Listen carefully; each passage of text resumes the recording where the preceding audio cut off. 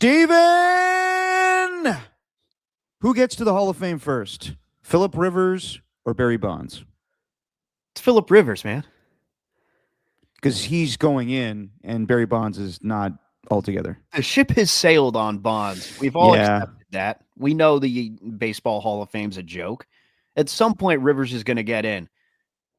Especially, I mean, who knows? Maybe he'll be automatic first ballot depending on what happens starting tomorrow in these next 4 weeks.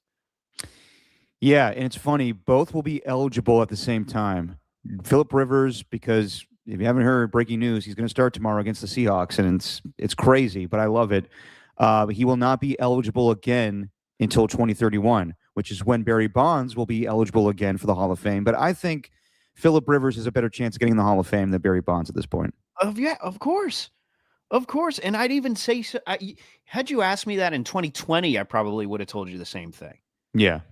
You know, like it's just pretty obvious to everybody at this point. Yeah. Yeah. The contemporary era committee, if you see some of these other names that they end up rejecting and you think Bonds is going to get in over those names, like I think Fred McGriff was the lone inductee from that contemporary era a couple of years ago. The crime dog. Crime dog. Yeah. These are the batting practice videos that get results. Tom Amansky, no.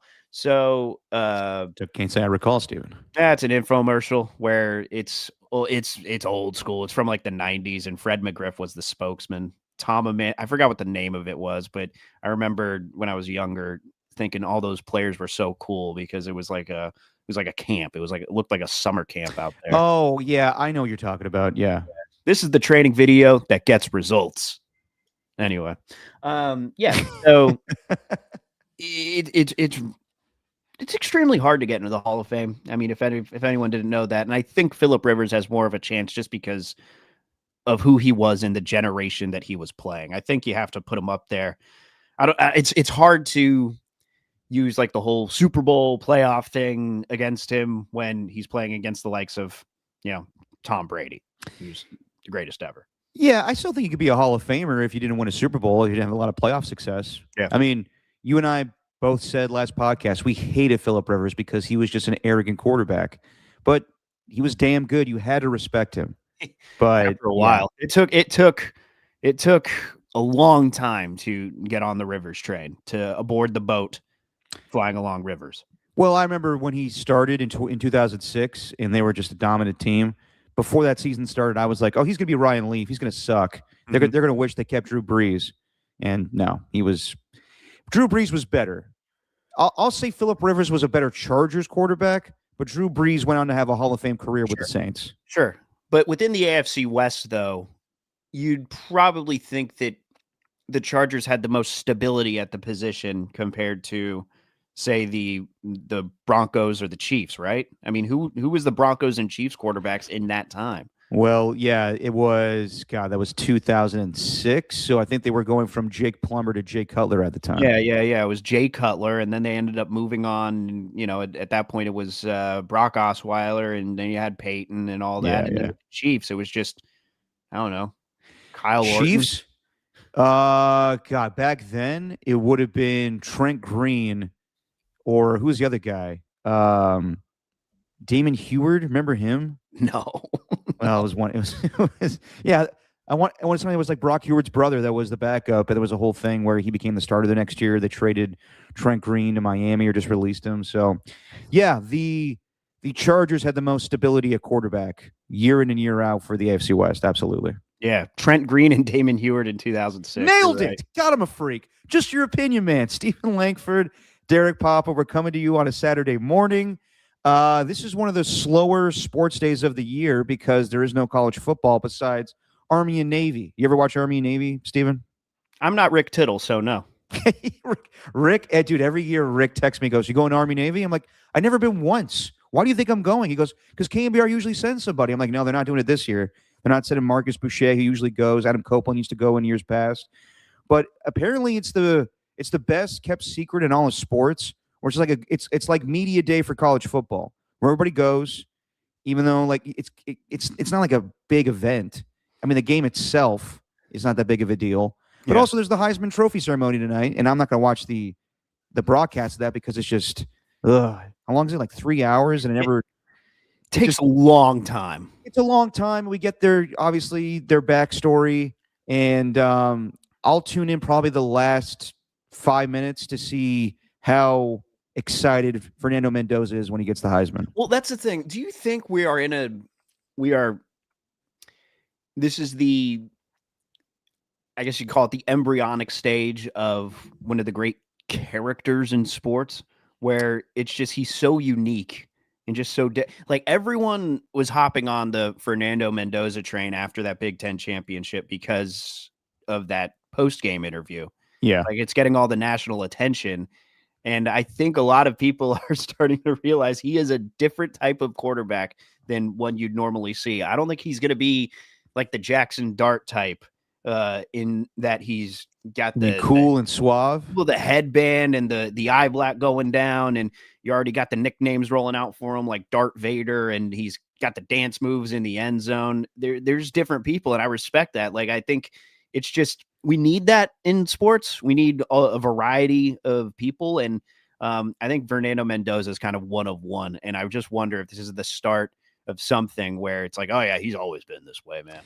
Well, also, wasn't Jackson Dart like a huge Star Wars nerd? And Joe Burrow? Joe Burrow was. Yeah, and we'll talk about Joe later. But I think that Fernando Mendoza, you're seeing a lot of guys in this generation kind of embrace their nerdom, I guess, where they're like, yeah, we're Star Wars nerds or whatever. We grew up, doing Pokemon or whatever. Fernando Mendoza is going to be like every coach's wet dream. Pause. When it comes to like finding somebody that is such a nerd at football. Like I haven't seen somebody like this since Andrew Luck, where he's a nerd. He loves his X's and O's and he breaks it down. He speaks so well in post-game press conferences where it's not phony, like I said last time, but just more performative, where it's like, is this guy for real? But he is for real. Do you have the Max Crosby clip? You sent me that. Yeah, I can pull it up. Max Crosby. And look, dude, it's very likely that the Raiders could draft Fernando Mendoza first overall. We're getting to that point now where the Tennessee Titans have 2 wins. The Jets have 3 wins. Tennessee's not going to beat the 49ers. I know, I say it slowly. I got to be like Chris Collinsworth now. Where I think Tennessee plays the Saints the last few weeks of the season, so they could get 3 wins. The Raiders play the Giants, and that could decide who your first overall pick is. But it's on the table, and here's Max Crosby on his podcast, The Rush, talking about Fernando Mendoza. That quarterback, that might have been the funniest interview of all time. And I'm not going to lie, bro. I was in tears laughing. I'm a fan of him now. Want to give all the glory to God? Might have been the funniest. It's actually like glue. Glue each other. We lost it at glue too, bro. The glue was the greatest thing. He gave me big Jameis Winston vibes for sure. But the Lord has blessed me to play in some snow. He's a baller. He's going to win the Heisman now. Yeah. So you think Max Crosby, as you texted me, were like, you think he's kind of just being like, yeah, I respect this guy, but at the same time, like, look at this nerd. Yeah, that's what it felt like, Let's laugh at this guy. If Mendoza's if it's almost a lock even that the Raiders pick him in the draft, say they're getting first overall and Fernando Mendoza is the first guy to go.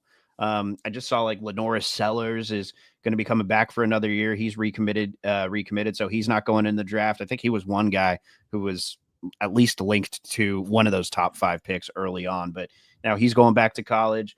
And if he goes, though, it's just, all right, well, here's the big time. Like, this is the Raider. This is the guy who embodies everything that the Raiders are about. He is first guy in, last to leave. He is their emotional. He is their physical. He is their best player. He's everything. He is their leader. He's their best. He's all things rolled into one. Right. Like some teams have different guys where it's Max Crosby is everything to this one. And it's just that clip. It's like, okay, well, if the Raiders draft Mendoza, I mean, is he going to look at him as, oh, he's this funny guy? Or is he going to like respect him as a quarterback? And as long as he plays well. What? As long as he plays well. There's that. And maybe the Raiders need a dose of that. You know, Yeah, I mean, I'm Derek sure Carr was kind of that way. I Of mean, course. if anyone sorry. goes back and watches Derek Carr clips from when he was a rookie, I remember him coming in. It's just like, okay, this guy, he's a little. I mean, he's cool, but he's kind of got that Russell Wilson vibe to him. Exactly. That's what I was kind of getting, the vibe from Fernando Mendoza when Max Crosby goes, I get Jameis Winston vibes. I get Russell Wilson vibes a little bit. Where I'm sure some people in the locker room be like, this guy. I don't know about that. But as long as he plays well, I don't think that's a big deal. No, like Russell Wilson, he was phony because he was the type of guy to be disingenuous or tell his teammates, like a post-game press conference, like, we're all together, man. Like this is our team. We're Seahawks, guys. Whatever he would say. I don't know. I'm just being generic there. Yeah, go Hawks, whatever. Or like, like we're all a band of brothers when they win the Super Bowl, the NFC Championship. And then in the same breath, say, "Oh, you want to get in touch with me? Go contact my agent," as Richard Sherman and Marshawn Lynch have said in the past. So I don't know. We'll see what happens. He's definitely going to win the Heisman tonight. We'll see if the Raiders get the first overall pick. But as you said, Steven, if they draft Fernando Mendoza, and even if Robert Saleh becomes their head coach, that stuff's kind of picking up. I'll believe it when I see it. As far as them getting better, nothing at this point would make me believe that they're going to be a better team. I could see Pete Carroll staying. I could see Pete Carroll getting fired. Connor Orr of Sports Illustrated reiterated what Mike Silver had a report of months ago, where Robert Saleh was offered to be the coach in waiting with the Raiders, to be the DC of Pete Carroll, and he turned that down to be the DC of the 49ers. Could they revisit that this offseason? Potentially. Would I be down for Robert Saleh to be the head coach of the Raiders? Yeah, a little bit. I have to think about it a little bit more, but that doesn't make me believe that's how they're going to turn it around. I don't know at this point. So whatever. We'll see what happens. Told you, Derek. Indifference. Yep, exactly. I don't care who they hire. I have to see it.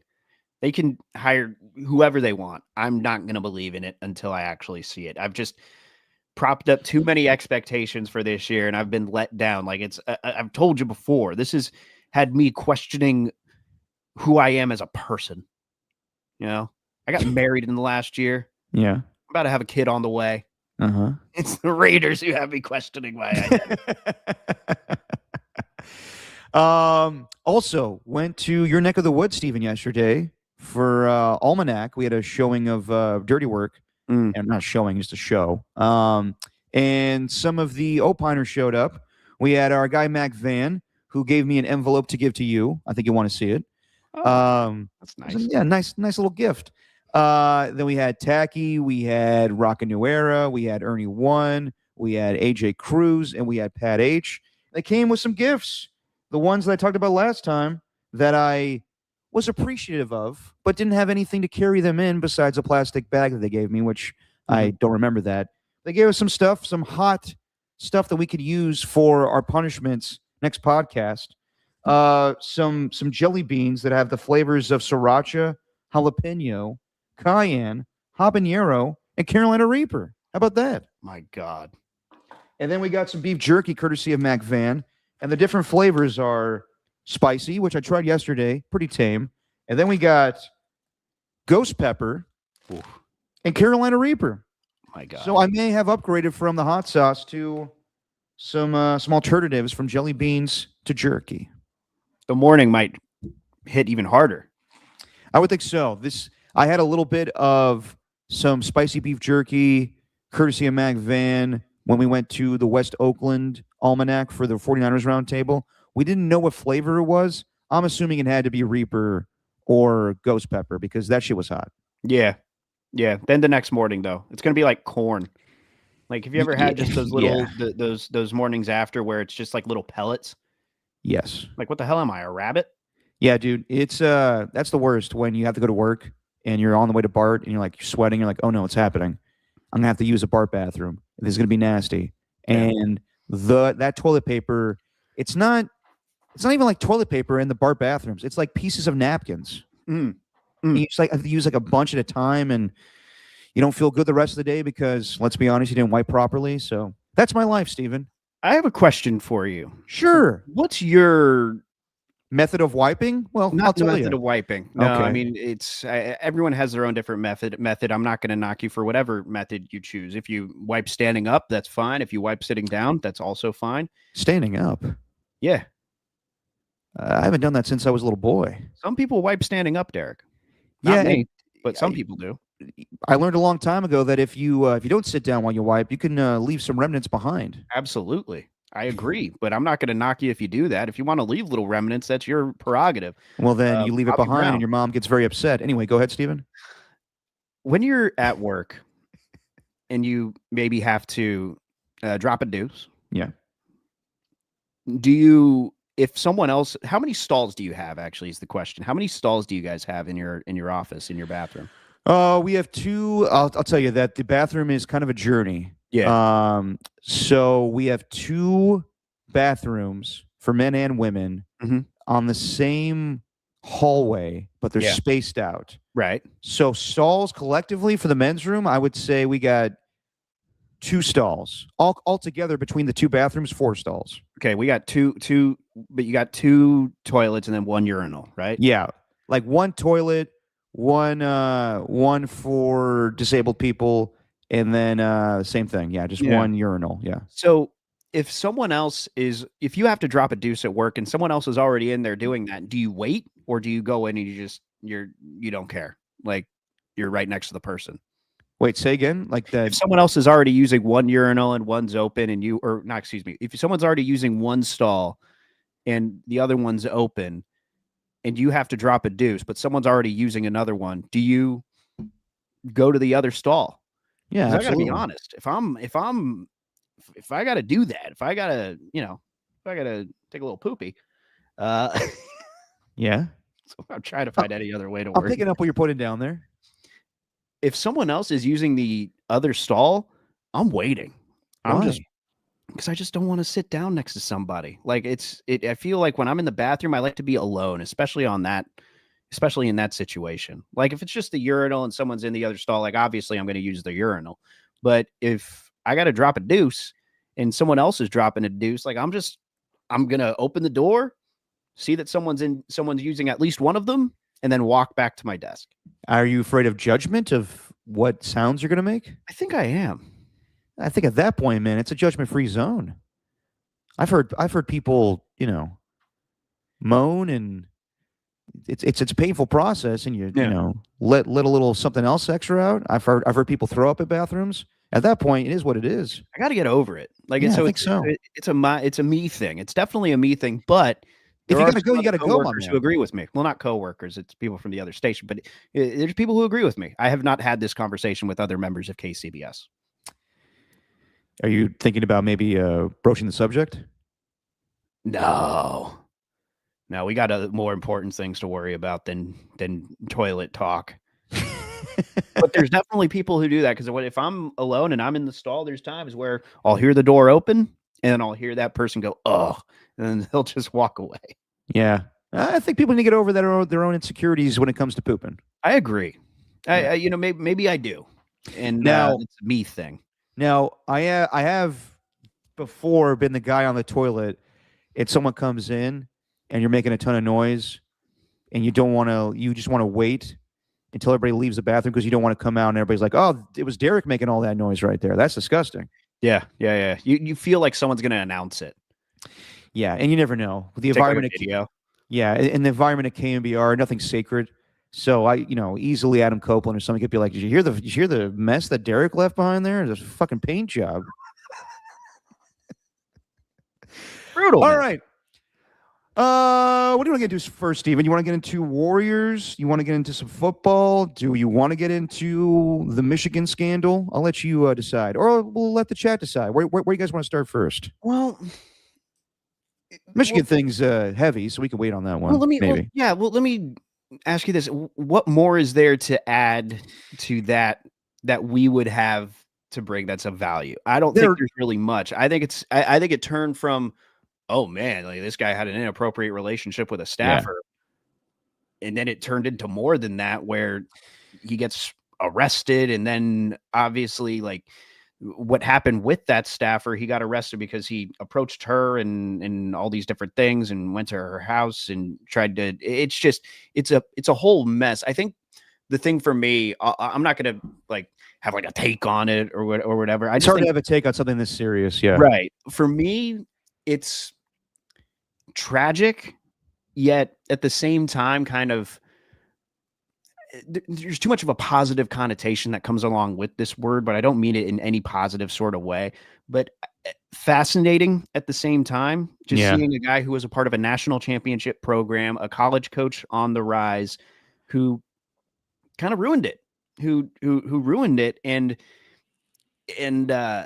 seeing that photo of him, I think it was when he was, I don't know if it's not a mug shot, but it was the photo of him in jail.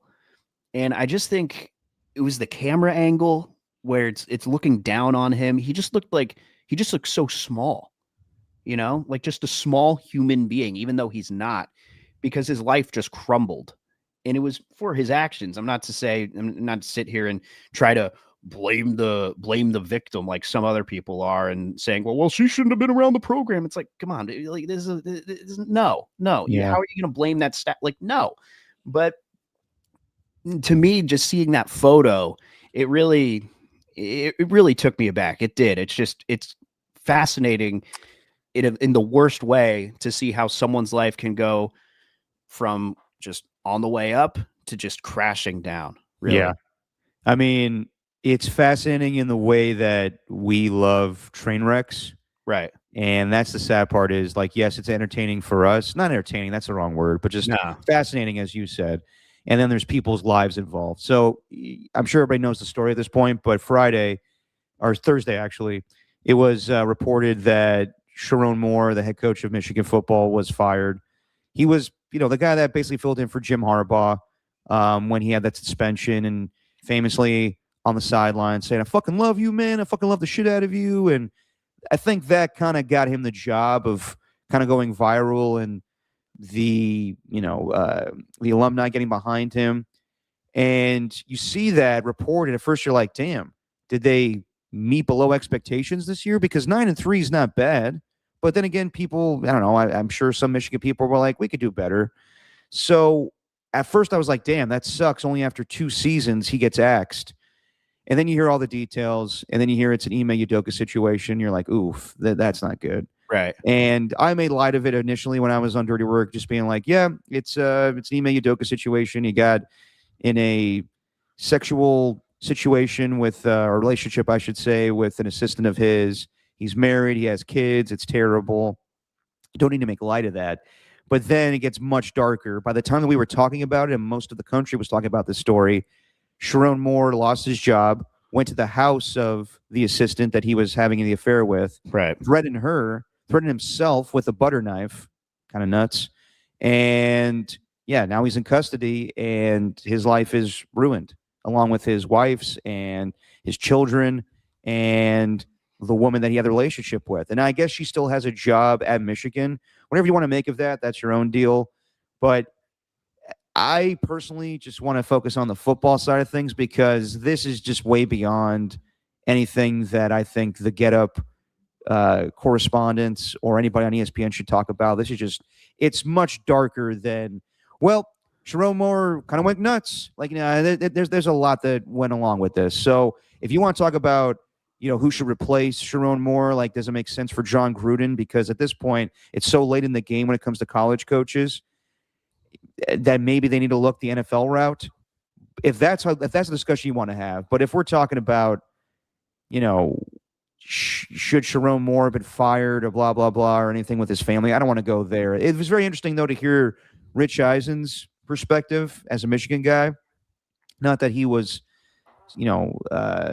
sad for Sharon Moore, but he did bring up the fact that I guess the university knew about this for quite some time and just let it go. Right. And then apparently, as soon as they lost to Ohio State, that's when the rumors started coming out that a lot of alumni were hearing this rumor, and it wasn't official until he was let go. Then there's the Adam Schefter part of it, and I get people being upset with him. I think he's just in a weird spot to talk about this thing. He went on Get Up and said, like, we haven't heard Sharon Moore's side of the story. And how could you? Because he's in custody. And should we feel any remorse for him? No, because he was violent with, or almost violent with, Right. the woman in the situation. So Yeah. it's hard to have any sympathy. But I don't know. I just think that he was kind of in a weird situation because it's a difficult discussion to talk about on sports radio or sports television. They probably know him too, and there's Yeah. another element of that where it's just if you know this person and or at least you feel like you know this person, and then you have to go on national television because people might be interested to hear your thoughts on it. They are put in a difficult position. I don't really have much to address on their side of things. Like, I mean, the way Eisen was talking about it, it's really like he was talking about someone's death, honestly. Yeah. Like with what, if you had no context to what he was talking about. And that's because I think there's probably a personal, I don't want to say like relationship, but there's at least some form of a connection with them two being, Michigan alum. And I'm sure they've probably met Sharon Moore at some point and had a conversation with him and didn't feel like this is something that was even possible. So yeah, I got nothing really on that front. And it's just ESPN has to go the route where it's like, instead of actually focusing on the story, it's like, okay, well, who's going to be the next Michigan head coach? Let's talk about that next. Well, I don't know. Do you think it's their responsibility to get into the details of how graphic this is when it's like, really, that's their job, is to talk about the sports aspect of it, but also be very respectful to the family. Like, I don't think anybody needs to, like, if you're going to have Taylor Lewan and Will Compton talk about that stuff, please. Like, I don't need to hear their takes on that. If it's about football and who should be the next Michigan head coach, I'm down with that, but I don't need to hear their takes on family stuff. Well, they're on weekly, and it's just it's a spot that they are supposed to be in. I think that it's a really difficult situation for the producers there on ESPN. Whether they're just going to avoid it altogether, I don't think they're going to want to avoid that altogether. Like, what am I going to tell Will Compton and Taylor Lewan that they're not allowed to talk about this situation? And obviously, no, of course not. Had his history with Michigan and certain off the field situations, so people weren't afraid to, call that part out. But again, it's really difficult, I think, on all sides here. Yeah. When it comes to talking about it, when it comes to reporting on it, because you want to be accurate too. And a lot of, you mentioned it though. There were a lot of rumors flying around, and I think the investigation started really in November. I think is when there was the independent investigation, and then obviously it's all come to a head here. It's just brutal. No, it is brutal, and it escalated quickly, going from him losing his job to having the whole incident at the house, breaking into the house and getting with the woman that he had the affair with, threatening her. It's way too much. So I totally get why some people are like, it's so much more than who's going to be the next Michigan head coach. Right. And also Ryan Clark made some comments about, how this reflects on black coaches, and I think that got way too much. I don't think he needed to go there. It's just Sharon Moore's situation. So, this whole story is escalated, and I just want to focus on the sports side of it. Not really. I mean, obviously, you want to acknowledge the people that were affected by this, but that's not really our place to have takes on, in my opinion. Well, it's going to be interesting to see how they address it on the sports side of things when they do have a Michigan and Texas football game. The Citrus Cheez-It Bowl with Cheez-It Bowl. No, it's the Cheez-It Citrus Bowl. Got a lovely tweet from somebody who I think tweeted at our Just Your Opinion Man account instead of my own actual account by correcting me, because honestly, I was just we were having a conversation on the air about bowl games, and I don't know what I said that prompted that tweet. But that response to us, I don't know if you. I guess we got it out of order. But who doesn't love Cheez-Its and orange juice mixed together? So Biff Poggi is the interim head coach of Michigan the rest of the way, and the rest of the way is just one bowl game, and we'll see how they fare against Texas. Steven, did you watch the Warriors game last night? I actually didn't. I caught the fourth quarter. No, all good. I caught the fourth quarter. I'll just talk about it real quick. I had a very busy. I don't know why I put this chip clip on my thumb. Busy afternoon and a busy evening. We our friend just had a baby, so they had a meal train going on where it's like you bring meals to the people who just had kids, so they obviously don't have to cook their own meals or go out and get anything. They can just focus on the baby. So we went and did that. And then afterwards, Jesse and I had a little date night. And I didn't really get a chance to watch it. Really only caught the tail end of it on the radio. Just saw a lot of people pissed at Steve Kerr this morning. Yeah, they're always going to be. It's ridiculous. So Warriors lose 127-120 to the Minnesota Timberwolves minus Anthony Edwards. This is how many games this year, Stephen, where the star of a team didn't play and the Warriors still lost, whether it was the Bucks with no Giannis, Pacers, or Pacers with no Tyrese Halliburton, obviously, for the majority of the season or all the season. No Paolo Banchero for the Magic. They lost to them. Joel Embiid was out for the 76ers, though Maxey was playing. I think Embiid played in that game. Did he? I think so. Regardless, no Draymond last night, lack of defense. But let's be honest too, Draymond Green was not very good in the postseason against Julius Randle, along with Dante DiVincenzo and Rudy Gobert. He did play in that Sixers game. Yeah, God damn it. He was the guy. Those were the guys last night for the Timberwolves that led to that victory in the offensive output, and nobody could stop Rudy Gobert. I felt like he was getting slam dunks all night long. I mean, Steph Curry came back. Ironically, he comes back after a 2-week hiatus or a week and a half to play against the team that he missed against in the postseason and scores 39 points last night. And once again, Jonathan Kuminga is a DMP, and that's the focus from last night, or I think it should be the game. Where, yes, the Warriors scored 120 points, but defensively, they're out of rhythm. They get a lot of productivity from their bench. So they need Draymond back, but I don't think Draymond's been the Draymond we've seen of old when it comes to defense this season. Maybe Jonathan Kuminga could have made a difference last night. He did in the playoffs at times, scoring 30 points when he was coming off the bench or starting in games. But, yeah, this whole week has been kind of, I think, telling when it comes to Jonathan Kuminga's future. I don't know how you felt, Stephen, but hearing Steve Kerr talk about it on Wednesday, I thought he was kind of open and honest, where he doesn't really address this stuff during the season. But, like, after the season, last year, this past offseason, he was very reflective on Jonathan Kuminga's time and said that he thought he earned a spot to be a starter, and we have to find a way to get him in the mix with Steph and Jimmy and Draymond. But that was conversations in June. Now we're having these conversations in early December when the trade deadline's coming up on February 6th, and he's eligible to be traded on January 15th. And just to hear Steve Kerr say during the season, I'm trying to help him out, whether it's here or someplace else, and acknowledge that it's very difficult sometimes for players to focus on, being the best player possible for their team, but also know that there's trade rumors going around. And it was also asked about, the fact that you're not going to play him, does that impact his trade value? And he's like, yeah, those are conversations that Bob Meyer used to have with me back in the day and Mike Dunleavy Jr., but I focus on the team right now. I can't, that's Mike's job. If he tells me that he's going to trade Kuminga, then that's his business. But I can't play Jonathan Kuminga just because we need to boost up his trade value.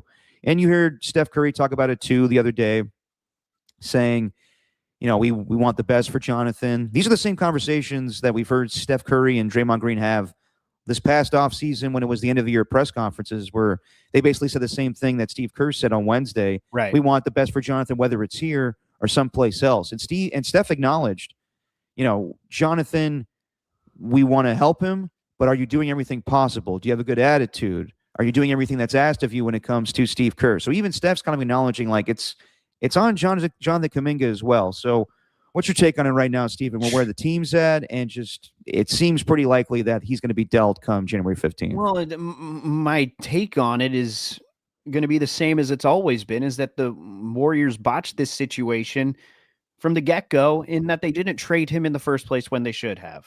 I do think that Joe Lacob absolutely has a hand in this. It's just it's pretty clear that ownership loves Kuminga. Like Joe Lacob, I think, told him he's going to be the next star of the team, and he put this expectation on him to where Kuminga thinks he's going to be that, but Kerr might not be aligned. So then Kuminga ends up hating Kerr, or at least not hating Kerr. That's putting it in a different light. But he's over it. Yeah, at least just to the point where ESPN is out here reporting that, Steve Kerr's stinting his development as a younger player.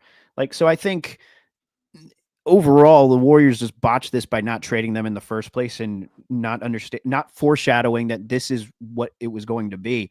I do think that the giving him a did not play designation, though, a DNP last night, I don't really understand the reasoning there. I get not playing him with the starting five, but to just not play him at all, what the hell's been going on? What changed? I mean, I guess the injury changed things, but still, DNP, that's reserved for guys at the bottom of the lineup, reserve players. That's not reserved for guys that you selected in the first round. He shouldn't be earning a DNP designation. I don't care what it's looked like. But it just didn't make much sense to me last night when the Timberwolves are clearly shorthanded and you're just going to make your own team even more depleted. I don't know. It felt like, okay, well, the Timberwolves lost somebody super athletic. Why not keep our most athletic player on the floor? Or at least suit him up at least. I was wondering that same thing where he was effective at times during the playoffs, and I think that a lot of people put too much stock into that. But he was, where you could have used his athleticism last night without Draymond there. But Steve was honest in just saying, this is where we're at right now. And then he started building up Guy Santos and saying, when he came, you could tell the reaction to the crowd. And I was like, that's odd for Steve to say that because he usually doesn't give a shit about that stuff.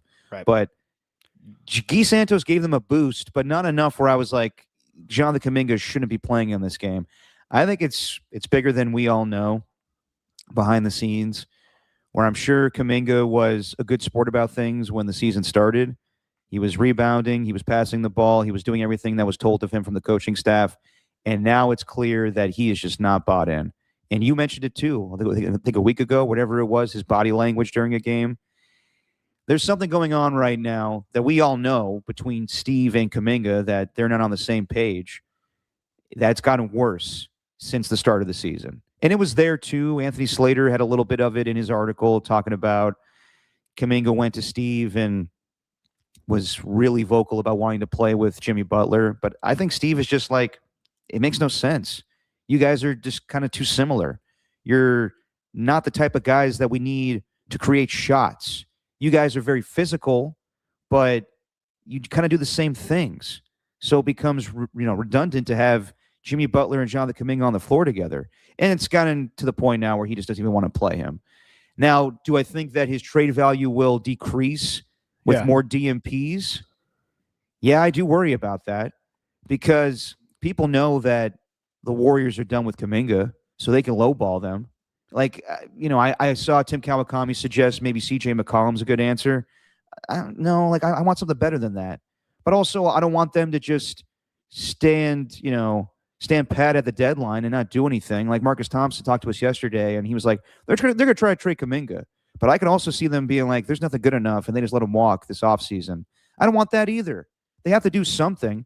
They could rip up the contract. I guess he can opt out of this contract. Huh? Or is it on him or is it on the team, Steven? Do you know that by chance? It is the team option. That was that was the whole sticking point in negotiations is that he wanted a player option so that he'd have more control, but they ended up giving them the team option and, they caved eventually at the very last second. Yeah, then they have more power than I realized. So maybe they don't have to do anything. Maybe they can just pick up his team option and then try to trade him more. But then we keep going through this song and dance every single season. At some point, they just need to nip it in the bud and realize that you need to take the loss here, that this guy's not going to be a difference maker on your team, and he's not who you thought he was. He could be that guy for another team, but for what you're trying to do and what you've established with this type of offense and defense, he just doesn't fit. That's the bottom line. Think there's any chance they don't trade him, though? Yeah, I think that with what's out there, I don't think they're getting Giannis. You would have to move. I know that Jake Fisher of Yahoo Sports said they have to move Draymond. Why would the Bucks want Draymond? If you could find a way to trade Jimmy and Kuminga and Pods to get Giannis, then I'm all in on that. But I don't think that's realistic.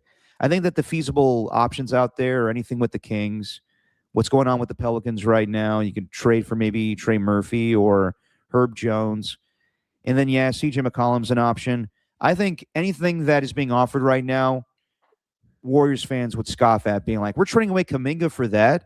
And it's not about that. It's not about trading away Kuminga, who has a ton of potential, for another player who has a ton of potential. It's just capitalizing on his talent to get you something for the here and now that probably will not help you in the post Steph Curry era, which sucks. Right. But that's just the way it is right now.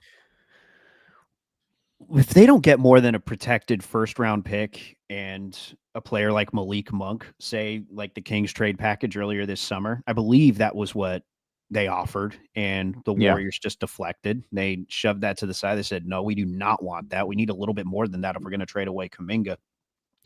Like, if they can't get any more than that, then what was the point of signing him to the contract in the first place? Like, I think that's where I come away thinking, like, what the hell are the Warriors doing? To buy them more time to get something better, but it might backfire. It might bite them in the ass, where you're losing trade value by the day with all these DMPs. Yeah.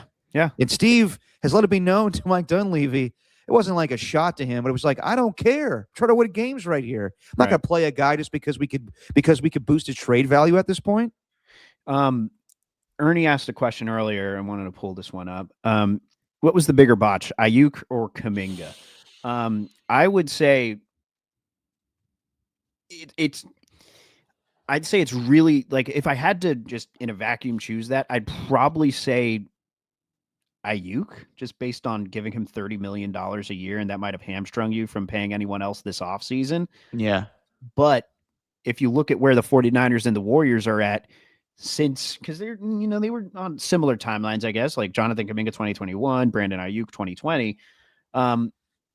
But they're in totally different situations, in that the 49ers have been able to shine. Like, I think of like Call of Duty. Anyone who's played Call of Duty before knows that you can select a weapon and then add all these sorts of attachments.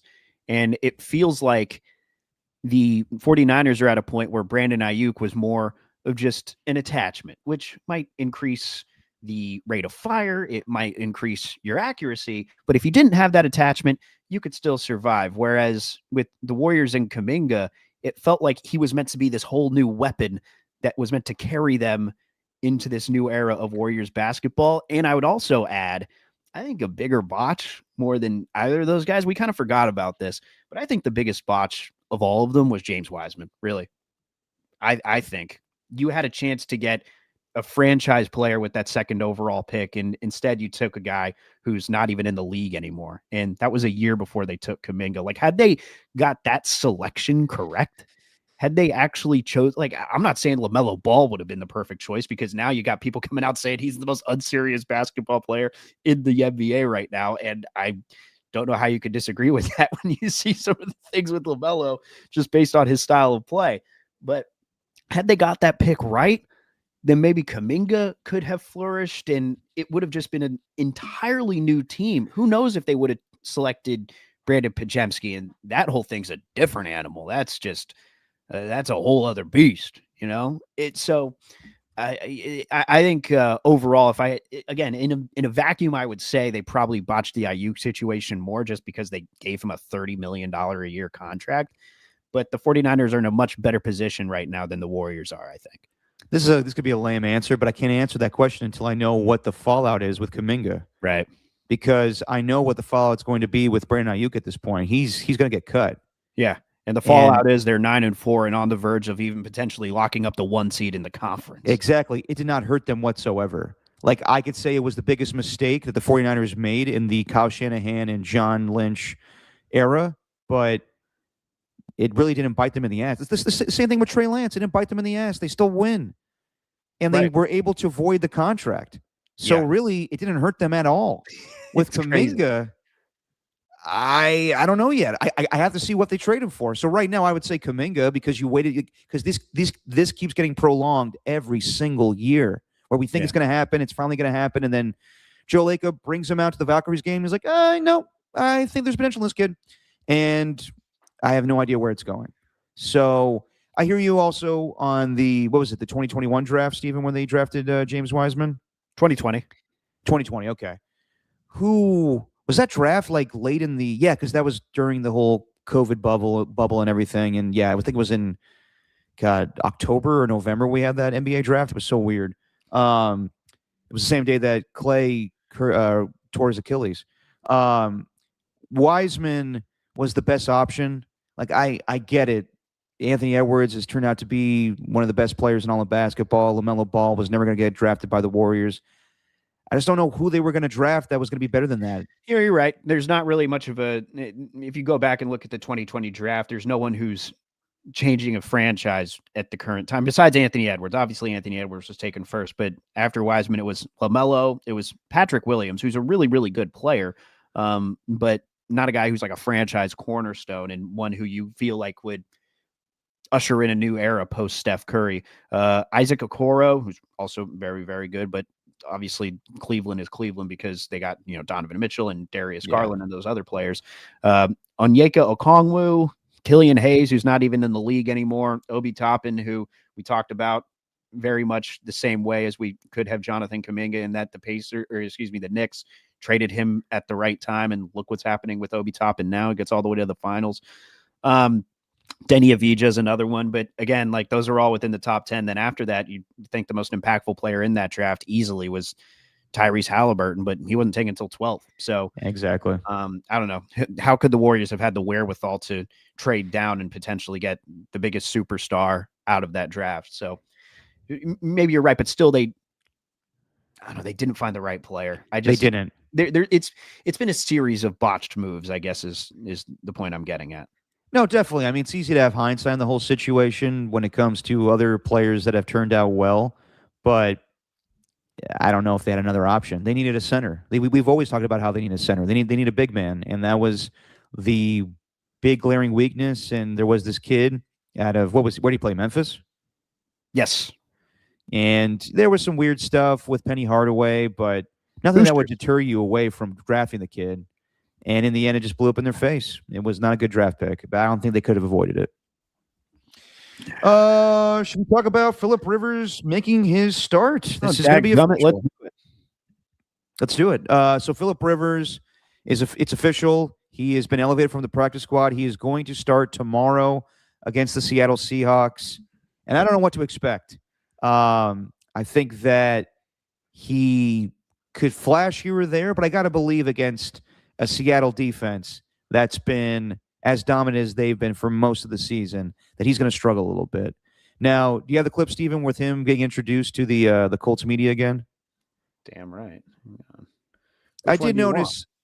Which one? The one where he's asked about his weight. I did notice that he was kind of a little pudgy when he went to the podium. Not anything crazy, but it looked like he packed on some pounds since he last played. Yeah. And that's fine. He's 44 years old. But they made a kind of a deal about this. And also, just listen to the laugh track that's attached to these questions. Wait, what do you weigh right now? Right this second? Yes. I'm not sure.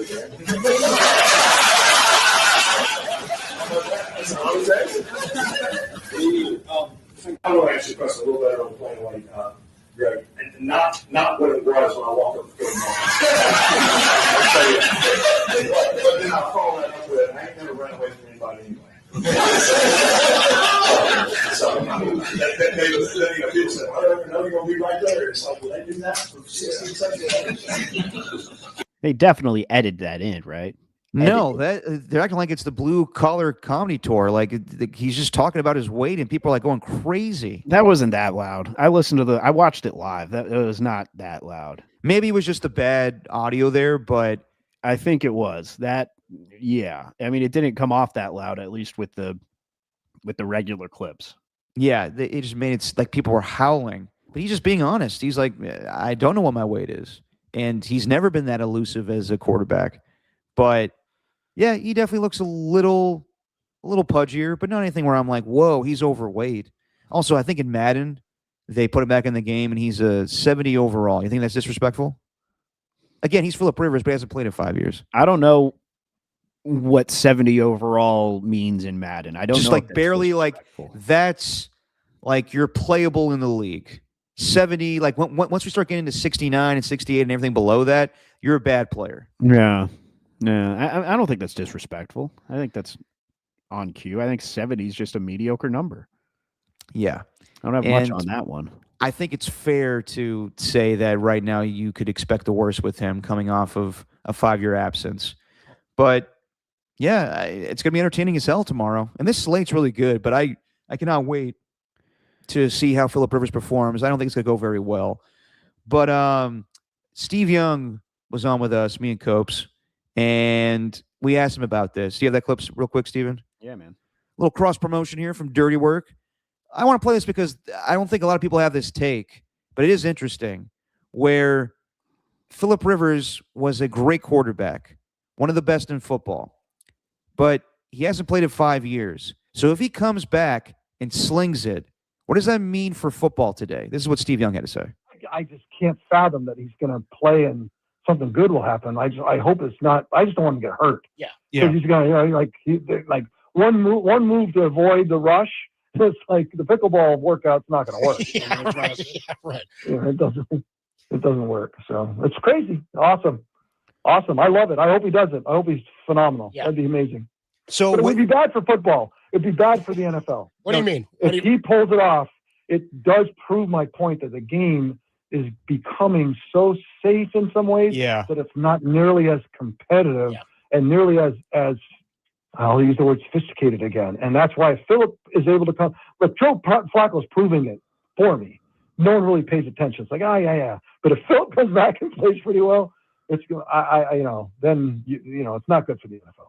so In a way, because he can't. The league can't be that easy in a way, right? Right. You can't show up 4 years from now and play great NFL football, or else maybe the NFL is not what we think it is. That's the point.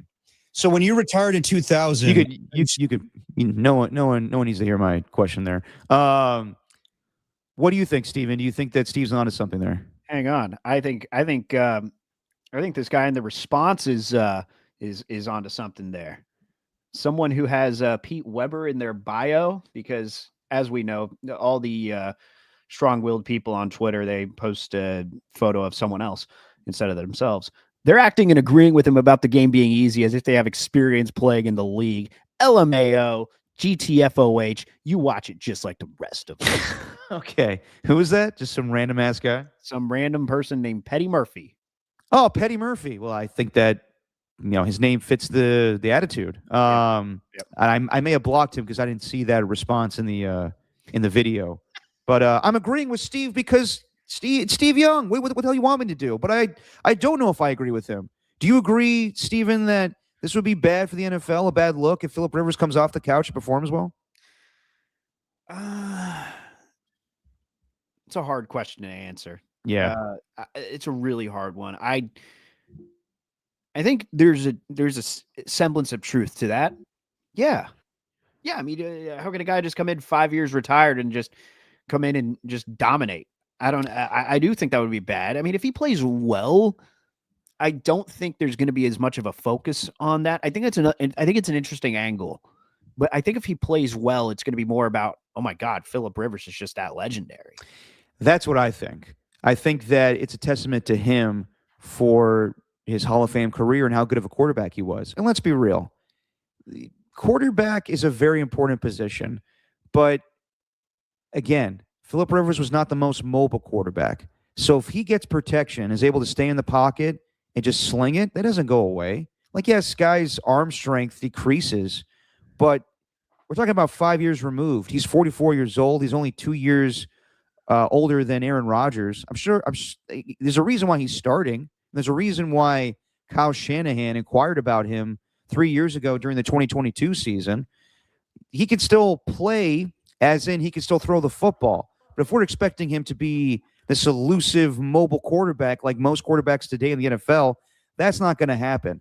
I do hear what Steve is saying because you got to believe that not anybody could just play quarterback. But it's not anybody. It's Phillip Rivers. Like if this was, we're not talking about Shane Falco here or some guy from the USFL. We're talking about Phillip Rivers. So if that person came off the street and played well, you think like, whoa, what the hell's going on here? But with Phillip Rivers, it's different because he's been there, done that. He's experienced. I still think he's going to get, knocked down, and I worry about his health. Like a lot of former players, like I'm listening to the Chris Long podcast, and they're like, I really hope he doesn't tear his Achilles. Right. Because a lot of guys, if you're not training properly, you just come out and you're sprinting at full speed. Like Philip can act like I never got away from anybody, but there's going to be times where he's running for his life, and you don't want his knee or you don't want his knee or his calf to just give out on him. Yeah, I got to be honest. Thinking about it even more, I'm almost going to be Concerned? watching. Yeah, I'm going to be watching a little more nervous than I am excited. Yeah, no, I get that. When I had a chance to think about it, I'm like, my God, he's 44, and Yeah, he just turned 44, but he's 44, and yeah. it's like if something happens, you don't want any life-changing injury to happen. Like the last thing you want to see is, number 17 for the Colts down, and you got teammates huddled around him because something happened. Yeah, I mean, you don't want anything significant, obviously. But if it's a torn Achilles, that's the end. Like, it's just like, all right, well, I tried, and my career's over. I'll wait another 5 years for the Hall of Fame. Yeah. But I also, yeah, I do think, I'm not saying that response is right in saying you shouldn't agree with him just because you've never played in the NFL. But I do think if you have played in the NFL and for as long as, say, a guy like Ryan Clark did, who kind of just poo-pooed this whole thing, yeah, or say a guy like Steve Young did, I think their perspective is much different. And I think you're hearing that same perspective from a lot of people. It's at least a lot of the former players who played in the NFL. It's like, can you really do that? I think Rivers is kind of out of his mind in that regard. Yeah, but it's unfinished business for him. He never got to win a Super Bowl, and he's still stay close to the game where he tried to come back with the 49ers. Had they won the NFC Championship game and gone to the Super Bowl, Kyle told us, yeah, he was going to play, which is insane. Yeah. Can you imagine that? Like, seeing the Niners win the NFC Championship game against the Eagles, somehow, some way they won that game. Yeah. And then you get the alert from Adam Schefter. Philip Rivers is going to be your starting quarterback for the 49ers against the Chiefs. That would have been insane. Yeah. But just to Steve's point, I hear him. And look, he knows a hell of a lot more about football than I do. The game is sophisticated today. I think it's more elaborate with its defensive schemes. You got 3 high safeties, a lot of stuff that wasn't going, on during the 90s. Yeah. And I hear Steve say all the time, like, offenses are more complex.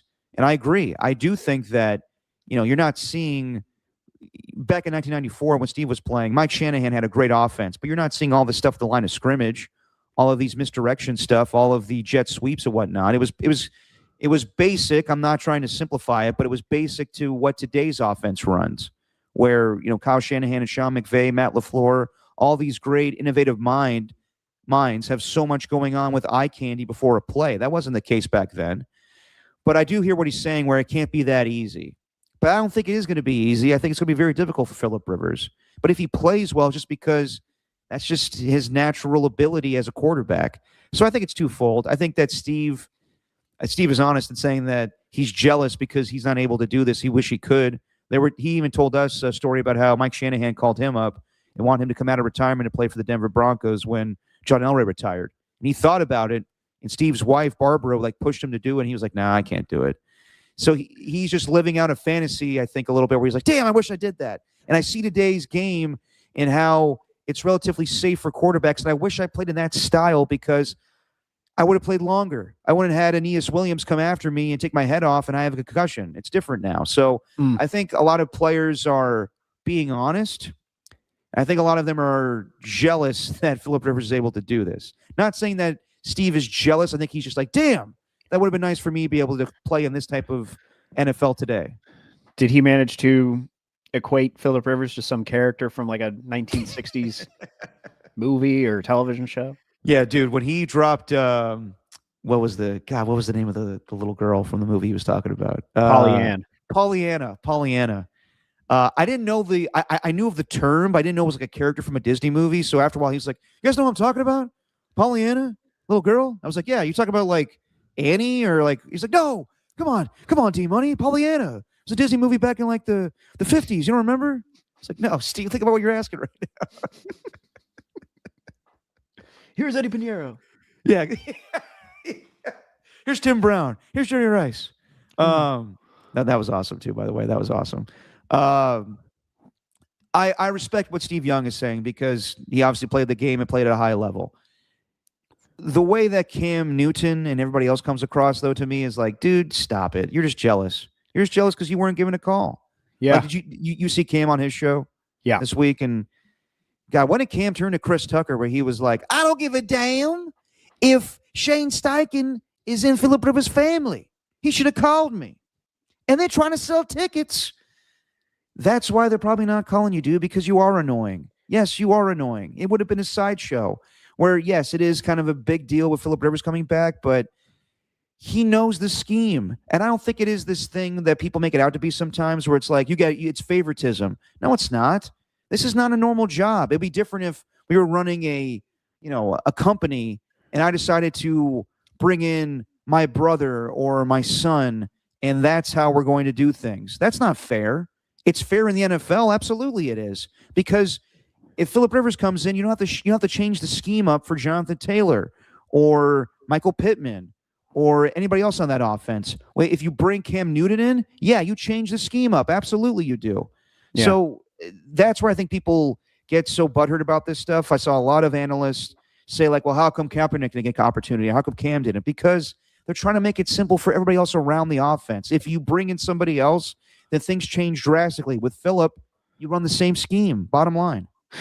I mean, say Mike Shula was the head coach of the Colts, then maybe he would have given Cam Newton a call. Absolutely, said, yes. Dude, I need you. I need you here. But they have a history, and it really seemed like a no-brainer. And also, Cam Newton, like, he proved after the I'm back moment, yes, he couldn't really throw the football.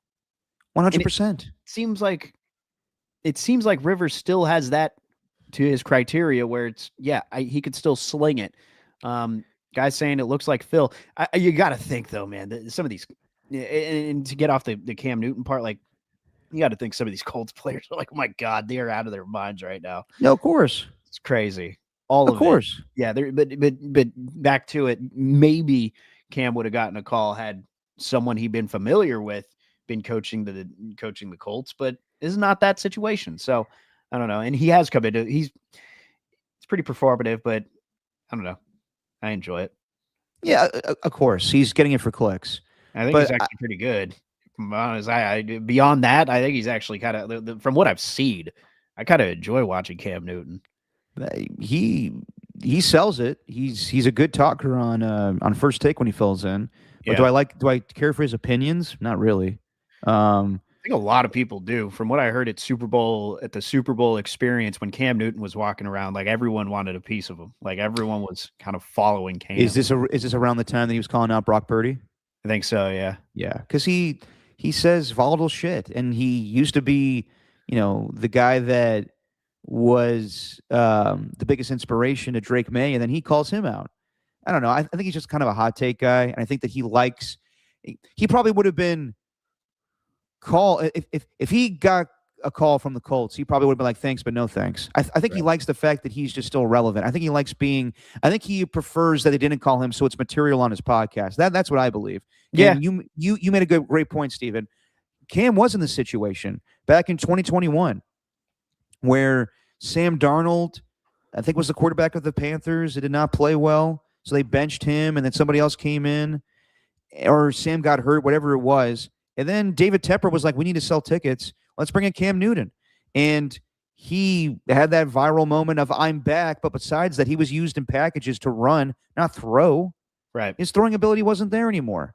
So I understand why some people make a big deal out of it because you could have younger options, but it does make sense. Even though he's 44 years old, it does make sense for Philip Rivers to play on this particular Colts team. Mm-hmm. Mm-hmm. Let's just hope he doesn't get hurt. Yep. And yes, Cam Newton. Sorry. That's how I say it. You want to play the Joe Burrow clip real quick? All right. Did you send it to me? I did, because you brought up an interesting thing, Steven, when Joe Burrow went down with the turf toe injury. And this wasn't a thing yet, but you were wondering, does Joe Burrow want to keep playing football?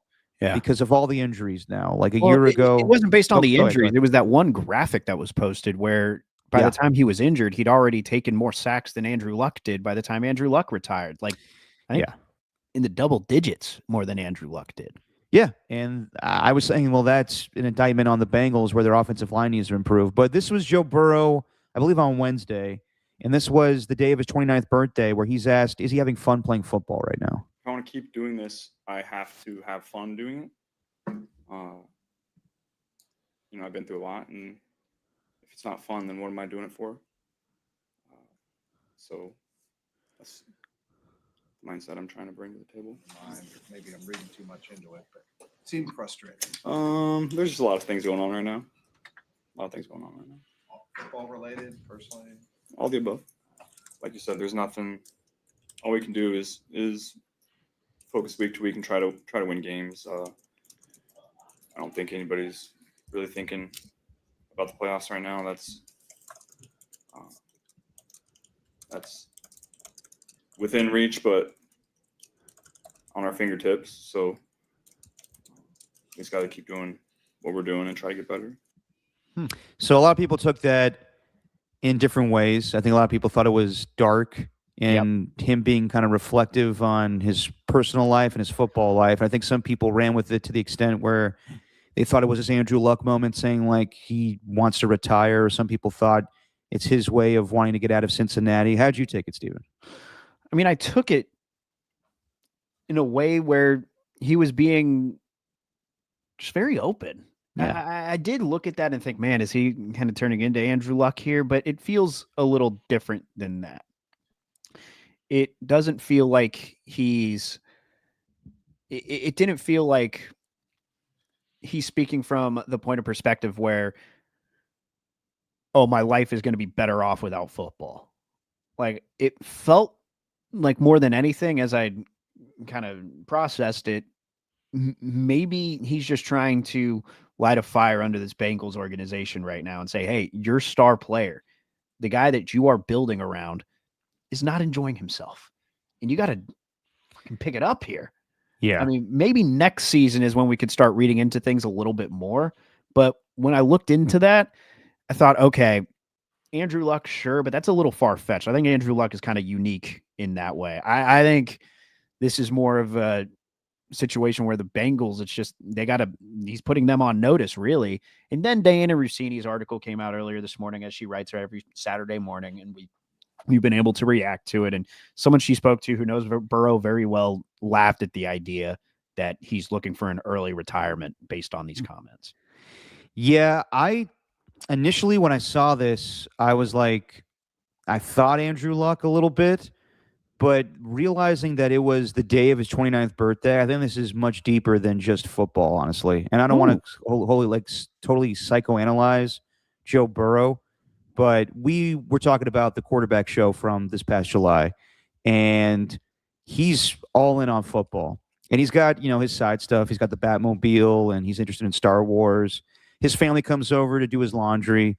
But besides that, and this again, maybe just because we didn't get all the details of his life, who knows? There could be just much more than what was shown on that quarterback show. But did you see more than that, Steven, when it came to his personal life, where it was him like hanging out at his house, playing the piano? He's just focused on football. It seems like, yes, he has his side hobbies, but he is all in on football for the most part. Right. Well, you look at anyone else too. He's in his own head, probably. Yeah. And especially after that performance that he had against the Bills last week. I mean, you're just sitting there stewing, probably playing the piano, just trying to get your mind off it, whatever.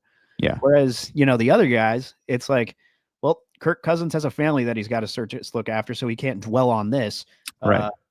Jared Goff has got to set up some Christmas decorations. Like, I can't be fucking, come on, what are we doing? He's also, he's got a kid now. Who's the other one in the show? That was it. That was it from this past year. It was just Goff and Cousins and Burrow. There wasn't one more. No, that was it. Huh. Okay. Well, anyway, you look at those other two, and it's like they got other things going on. Whereas Burrow, he's probably sitting there thinking, God, how did I let the defensive end tip that so it can go for an interception and run for a pick six? Like, how did I let that happen? Just stewing on it, And Yeah. I appreciate how vulnerable he was. I really do. But again, can I read that Diana Rossini go for section? Because it's not that long. In these athletic articles, they tend to they're just kind of short thoughts, really, I guess. Well, this is pretty detailed. But I'll read it just verbatim. Again, this is Diana Rossini reporting. Joe Burrow wasn't about to spend most of this season stuck in a cast. After toe surgery in September, the plan was to leave it and have the doctors remove the cast Instead, he cut it off himself and got to work rehabbing. The target was to play Thanksgiving night. Doctors estimated a 4-month recovery. Burrow did it in 2. Still wondering whether he loves football. If you read Burrow's recent comments delivered on his birthday and thought maybe he was about to pull an Andrew Luck, think again. A person close to him laughed when I suggested he sounded down in the dumps. Quote, he's a serial killer. Nothing matters to him but playing this game and winning a Super Bowl. So why did Burrow sound the alarm this week? With him seeming frustrated, even depressed. The person who she spoke to said, when was the last time Joe made 2 mistakes to lose a game for any team that he's been on? He knows he has to be perfect for this team to win. Someone else close to him said, everyone is being a little dramatic. This isn't mental health. This isn't depression. This is, I want to win. Teammates, coaches, and people all close to him say the same thing. He just wants to win.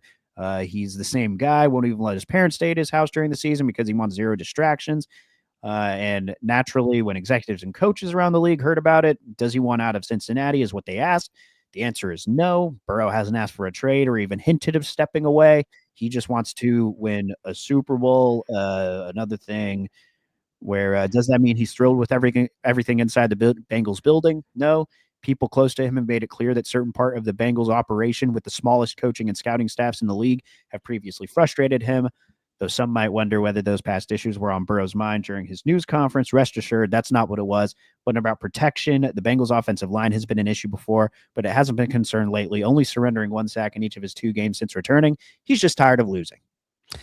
Yep, I'm sure that's the case. And I think there was also a point in that press conference where he says, I think he's asked straight up, like, have you been happy the last few years? And he goes, not sometimes, but not all the time. And they're like, well, what was the turning point where you weren't happy? And he goes, the turning point, I think, honestly, like I related this a little bit. Like when you do something you love, it just becomes routine sometimes and you fall out of love with it. And also like when we get older, we question, is there more to life than just what I'm doing professionally right now? Sure. So I'm sure that he was just being reflective on his 29th birthday, being like, all right, well, I worked my ass off to have a great season, a rebound season where last year I threw 44 touchdown passes and our defense was terrible and we still went 9-8. I want to build upon that. And week 2, I have a turf toe injury and I worked my ass off to get back for that. And I have a terrible performance against the Bills and now we're out of the postseason. That frustrates me. So what's more to this then? What's more to my life than this? I think he was just kind of being reflective in that way where he said at the very end, it's equal parts football and my personal life. So I thought he was just being reflective and honest. I didn't think it as like, oh, he's so depressed. I think he's just like, all right, I got to think about life more than football sometimes. And that's maybe me reading too much into it, but I didn't take it as him wanting to retire or wanting to leave the Bengals. I thought it was just him like, all right, this is it. We're 4-9. We're not going to make the playoffs. I worked my ass off and it was all for naught, really. How much too did we look at Andrew Luck and think, oh, that's a college professor playing quarterback? Yeah. Like it seems like Joe Burrow was meant to be a quarterback. Like that's his calling. Whereas Andrew Luck, he was really, really good at quarterback, all-time great, actually. He could have been an all-time great, but it felt like other things were his calling. And maybe football is, and maybe he just loves football that much. And but Andrew Luck also has gone through like some like devastating injuries, like very devastating to where it's like he's hurting his shoulder and can barely move. I mean, until Joe Burrow gets to the point where it's, oh, I can't, play with my kids. I'm worried about my future there. Then, okay, then maybe something will happen, but I'm just not going to read into this one clip and think there's going to be another Andrew Luck. Andrew Luck also kept that close to the vest too. Yeah. And also, I mean, yeah, as you just said, Stephen, Andrew Luck missed an entire year in 2016, came back, rehabbed, and it was a pain in the ass process. And then right before the 2019 season, he was going to have to go through it all over again because that calf was a ticking time bomb. Eventually, that was going to be an Achilles tear, and he didn't want that to happen. So it's different where I think Joe Burrow, he knows his whole life is football, and maybe he's trying to change that, where Andrew Luck realized there's more to life than football. But he's maniacal now. Like he's dead set on Stanford being the greatest program in college football. Yeah. And that's what gives him joy now. He's definitely into this. Like anytime that I ask him about his playing days or, did anybody ever reach out to him to play quarterback again? He has left that behind. He has moved on. Where I don't think Joe Burrow is capable of that yet in his early life. No, I agree. I don't think the Bengals are going to trade him either. No. Of course, Shasky ready to trade for Burrow. Why wouldn't you? Of course you would. If the door's open for something like that, then why wouldn't you? I just don't think the Bengals are going to be open to it. But let's be real here too. Like, do the Niners have the draft capital where they can give that up? Of course, like you make exceptions for guys because Joe Burrow is that fucking good. But okay, we're giving up McCaffrey too. We're giving up Nick Bosa. Like, what else are you going to do here? Right. It's not just as simple as trading for Joe Burrow and you put him on this 49er team. No, you have to give up pieces too. It's not that simple. Oh, you trade Purdy. Is that enough? Well, I mean, and along with draft picks, you just add Purdy. Purdy too. and draft picks? Yeah, if I was the Bengals, kind of like a Lions and Rams situation. Yeah, quarterback for quarterback. Yeah. If I was the Bengals, I would I want some defensive players along with this. Sure. Yeah. Sure. Okay. Give us Fred Warner. Yeah. I think I think for the Bengals standpoint, they'd be like, Joe, we know you're upset, but it's either retire or play for us. Like that's what happened to Carson Palmer. Right. So I don't think, and let's be real, Joe Burrow is 10 times better than Carson Palmer was. So I don't think they would do anything or entertain anything when it came to trading him. That's not happening. Yeah, I don't believe so. But I mean, shoot, if you're a fan who feels like their team is in need of like a potential like generational quarterback, then of course, like why wouldn't you want to trade for that? Like of course, you know what I mean? Like I don't fault anyone for wanting to trade for Burrow and thinking that the door's open, but I just don't think it is. I just think that there's been trades in the past that would suggest something something like this could happen. Right. But I think we get too NBA sometimes with the NFL where yes, Giannis will be traded eventually, and we've seen crazy trades with Luka Doncic, but no, I don't see this one happening. It's different with quarterbacks. Like, yes, like Micah Parsons just got traded this offseason. I can't see Joe Burrow ever getting traded. With how this organization runs things, with how stubborn they are, no chance in hell, in my opinion. Real quick before we pick some games, the Falcons lost to the Bucs. We don't need to go into detail about this game. The Bucs are reeling right now. Lost 2 in a row or whatever it is right now. They've been 2-6 since they won that game against the 49ers. And it looks like they may not even make the playoffs right now and lose that division to the Carolina Panthers. But Todd Bowles' press conference was entertaining as hell a couple times this year when they won that game against the New York Jets, and they asked him his reaction where I think it was Jermaine Johnson blocked the kick and returned it back for a touchdown. They asked him his reaction. He was like, well, I was saying to myself, you got to be fucking shitting me. Huh. And then some weird thing where he was asked about what he said to a backup tight end, and he was joking around, be like, well, me and the tight end are secret lovers, right? And everybody was like, what the hell's going on here? I do love Todd Bowles at press conferences. My favorite one will be the one from a couple years ago where it was the game, the playoffs with the Lions and the Bucs. The one was like, so how do you think the weather's going to affect the game today? And he goes, you do realize we're playing in a dome, right? Yeah, that's all time. So this was after the game on Thursday. The Falcons beat the Buccaneers 29-28, and this is Todd Bowles' reaction to the game. What do you tell them in the locker room after a game like this? It's inexcusable. You don't make excuses. You gotta fucking care enough where the shit hurts. You gotta fucking care enough where the shit hurts. It gotta fucking mean something to you. It's more than a job. It's your fucking livelihood. How well do you know your job? How well can you do your job? Well, you can't sugarcoat that shit. It was in the fucking excusable, and there's no fucking answer for it. There's no excuse for it. That's what you tell them in the locker room. Look in the fucking mirror. See, seven F-bombs. This was what was interesting for that was you're getting a lot of Todd Bowles is outing his players. He's blaming it all on the players. He's not blaming it on the coaching staff. Can we please stop using just the answer? He was answering the question, which was, what's his message to the team? And what do you want to, I'm sure as a coach, he has said, like, look, there's some things that I've done wrong too, but we got to collectively pick this thing up. I mean, just to focus on the clip, that was awesome. Like him, Yeah. they got fucking me something to you. I got fucking do that. It's great. But I just see why doesn't he look in the mirror? It's because he was answering a question about what his message was to the players. And I think a lot of players would be receptive to that and wouldn't just think, oh, he's not blaming himself. Yeah, he definitely is taking accountability. But I do believe he's on the hot seat now. Yeah. Because of how this season has gone, Sure. how they're kind of nosediving. And let's In be a real. crappy NFC South, you should be winning that division far and away every single year, no matter which team you have. Really, Especially when you start the season, what was it, 5-1, and how dominant they were. And we were talking about Baker Mayfield being an MVP, but he's hurt.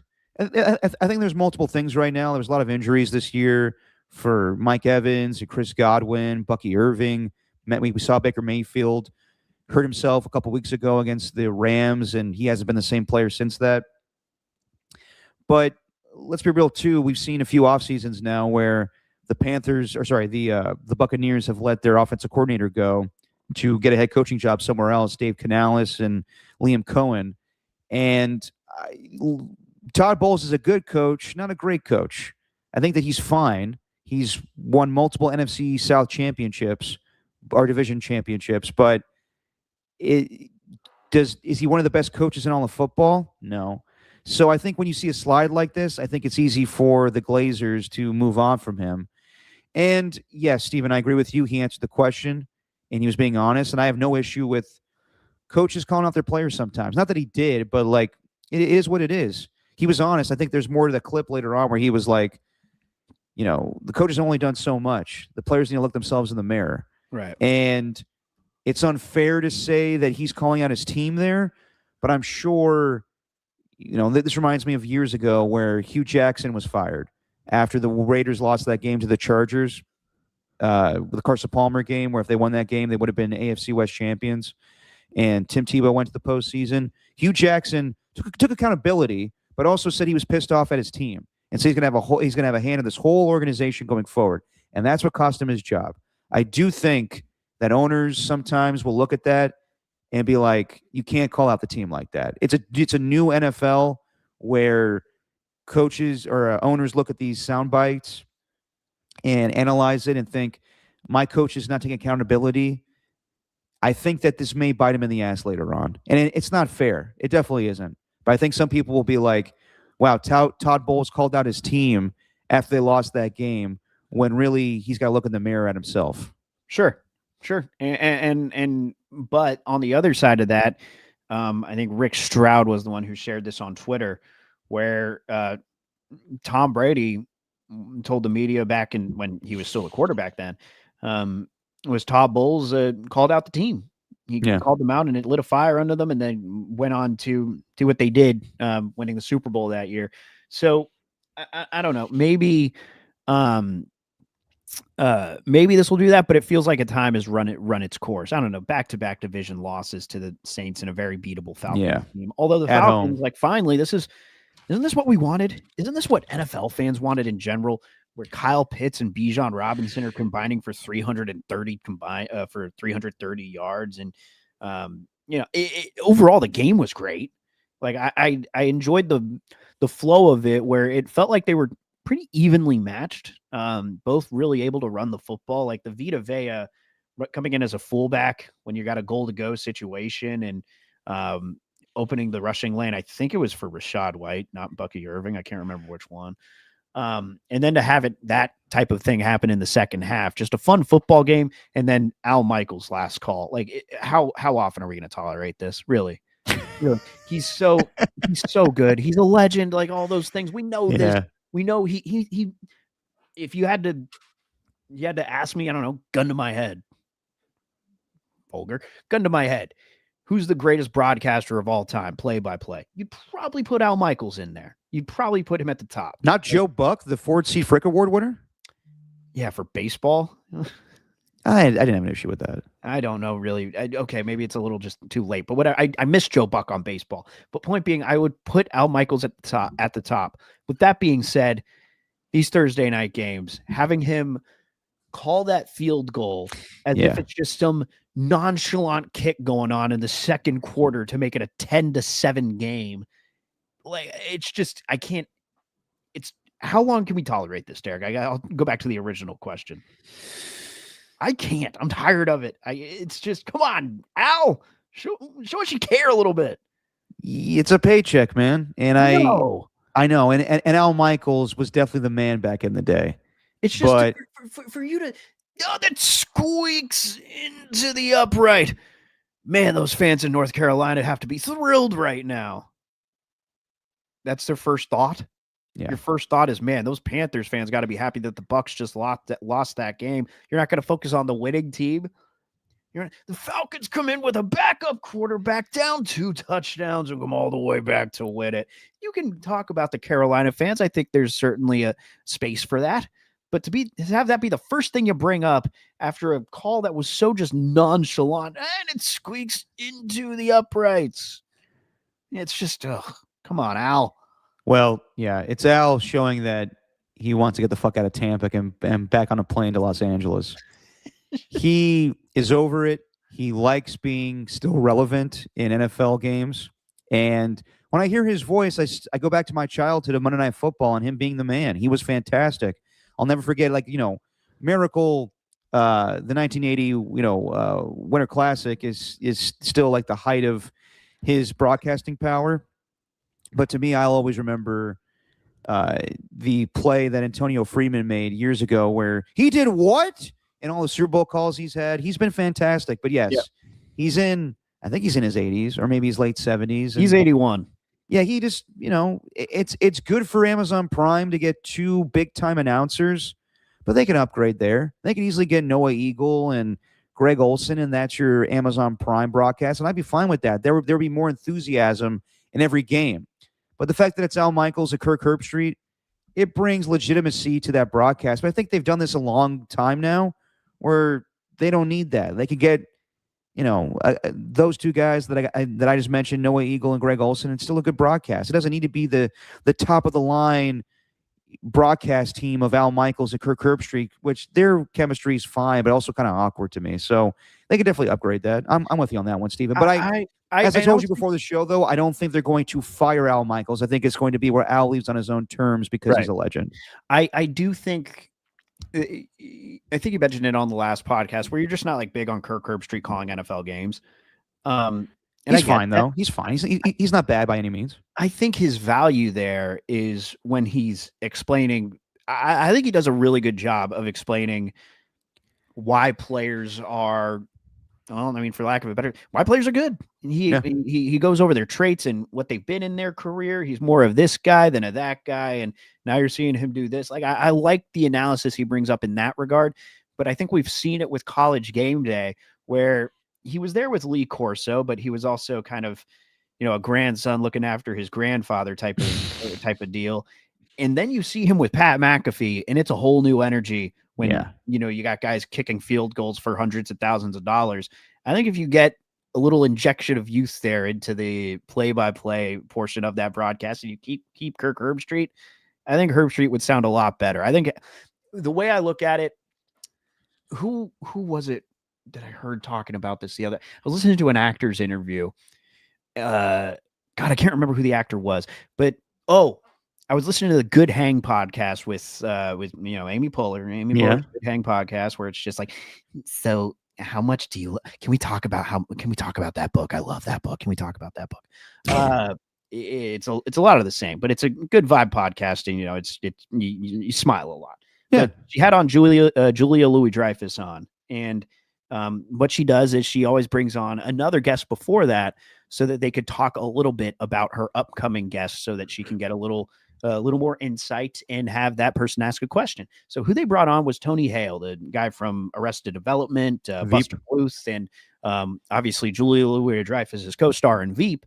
And they talked about her as the number 1 person on the call sheet, and how the number 1 person on that call sheet, whether it's Amy Poehler in Parks and Rec or Julia Louis-Dreyfus in Veep, that person really sets the tone for the environment in the TV show. Or like Steve Carell in The Office, for example. And I just think Al Michaels is on the lead call sheet for the Prime Video broadcast, and he sets the tone for everything. I just think he brings it down, man. Yeah, he does. He definitely know, does. And God, that's a really roundabout way by saying, "Come on, man, we need to move on." We needed more of a youth movement in that broadcast booth. And yes, my criticism of Herbstreit is just my own thing, where he's not bad by any means. It's just that he's not an NFL guy. He's not an NFL guy to me. He's a college football guy, and he's very good at college football. He's good at the broadcast when it comes to Thursday night football games, but I just want Greg Olson's so damn good. I think that we don't see him enough because he's the number 2 guy on Fox, where I think he should get that stage. And Noah Eagle, to me, has proven that he's very good as a lead broadcaster on a national broadcast when it comes to NFL games. Yeah. And yes, Al Michaels is the man, and that broadcast is going to go at his pace, just slow and steady, but he is the man, so it is what it is. All right, Steven, should we pick some NFL games? Of course we should. All right, let's do it in a really good slate of Week 15 in the NFL. Little wins or waves. This might be the best slate of the year, Steven, with the 1 o'clock games and the, morning games for us and the afternoon 1 o'clock games for us on the West Coast. Really good. So let's start with some crappy games. The New York Jets are taking on the Jacksonville Jaguars. By the way, we're tied 1-1. You and I both picked the Tampa Bay Buccaneers to win, lay the points in the over. Obviously, Tampa Bay lost, so we get 1 point on the over being correct. Jets at the Jacksonville Jaguars. Brady Cook, I believe, is your starting quarterback for the Jets. The Jags are 13.5-point favorites, over under 41.5. Yeah, if it was still Tyrod Taylor, I'd probably take the Jets to at least cover. But considering it's Brady Cook, I just don't think he's going to do anything. So I'll lay the points with the Jaguars, and I'll take the under. I'm doing the exact same thing for the exact same reasons. I didn't even know who Brady Cook was until this morning when they announced he was a starting quarterback. All right, we got the Commanders taking on the Giants. No Jaden Daniels. It's going to be Marcus Mariota again taking on Jackson Dart. The Giants 2.5-point favorites, over under 46.5. Oh man, I'm willing to lay the points with the Giants there, and I'll take the over. I'm doing the exact same thing. I think that you got to get some wins here. The Giants have played well with Mike Kafka as their interim head coach. See Jackson Dart rip it. We've seen a couple times this season. Played really well against the Chargers and the Eagles in their lone 2 losses. And I think that the Commanders they're just not very good without Jaden Daniels, or even with Jaden Daniels last week. Defensively, they're just not very good. So I think this is a game that the Giants should win at home. Give me the Giants, lay the points, and I'll go over. Then we got the Arizona Cardinals taking on the Houston Texans. The Texans are 9.5-point favorites, over under 42.5. I just don't see how. It's a tough one. That's a big number. I'll take the Texans to win, but I'll take the Cardinals to cover, and give me the under. We are simpatico once again. I don't know what it is, but I agree with you, Steven. I think that maybe just the physicality of both teams. I know that the Cardinals give up a lot of points, but I see the Texans winning this game, but I got Arizona covering the 9.5, and give me the under in the low-scoring game. Then we got the Cleveland Browns taking on the Chicago Bears. Bears are 7.5-point favorites, over under 38.5. Yeah, I'll lay the points with the Bears, even though Shador played well last week, but the Titans still won. God, if you did, I got to be honest, I didn't really see the result of this Browns-Titans game, and me neither. And I just saw all the praise coming Shador Sanders' way, and then you find out that the Titans ended up winning. Yeah, it's okay. It's the discourse, man. Can't we just treat him like a quarterback? Let's praise him when he does well. And it's just anyway. Lay the points with the Bears and give me the over. I'm going to take the Bears to win, but I like the Browns to cover that 7.5. I think it's a low-scoring game, so give me the under. And I think that even with the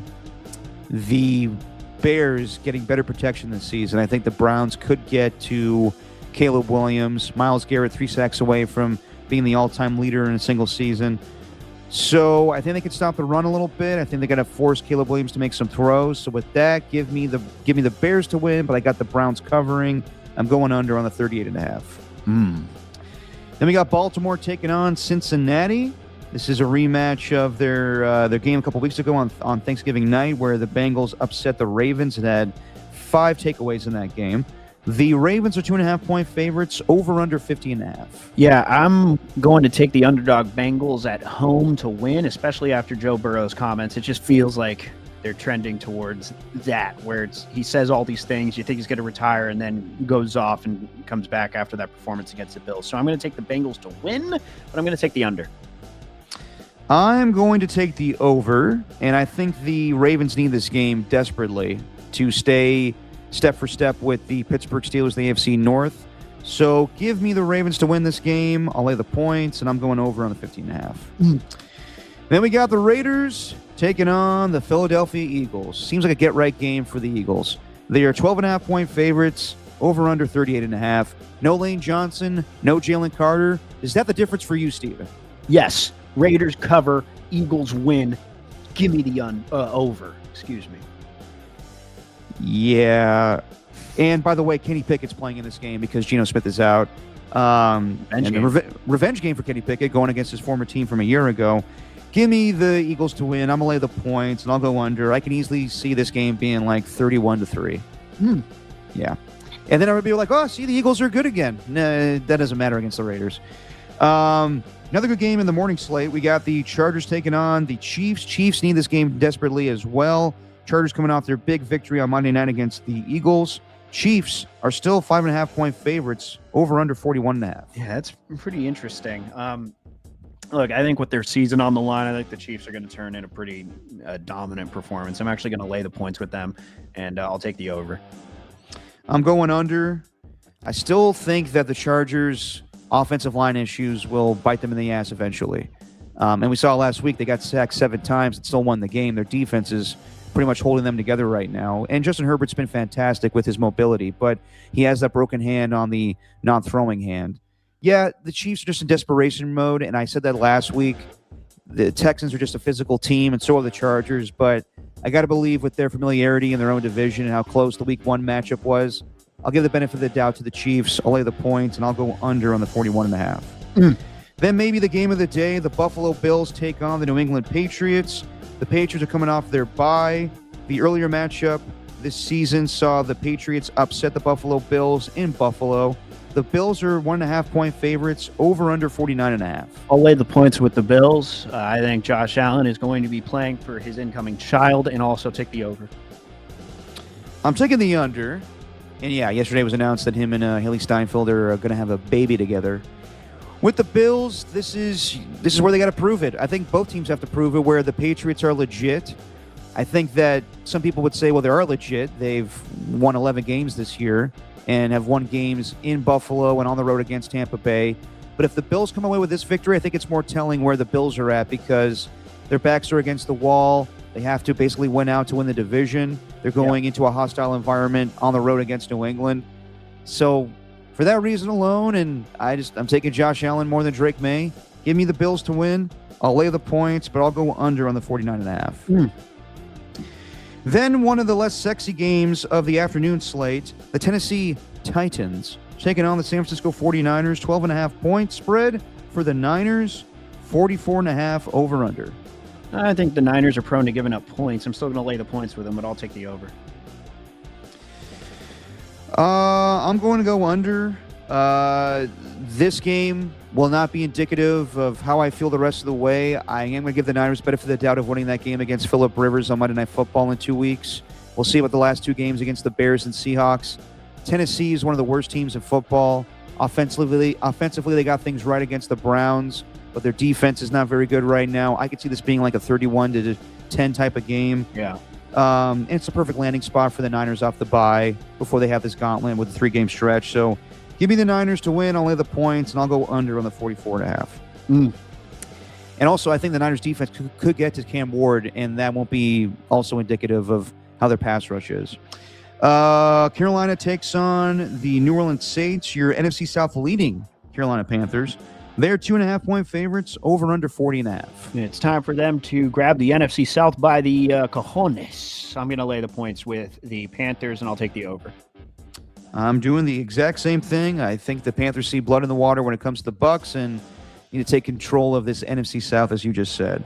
Then we got the Phillip Rivers experiment in Indianapolis going to the Seattle Seahawks.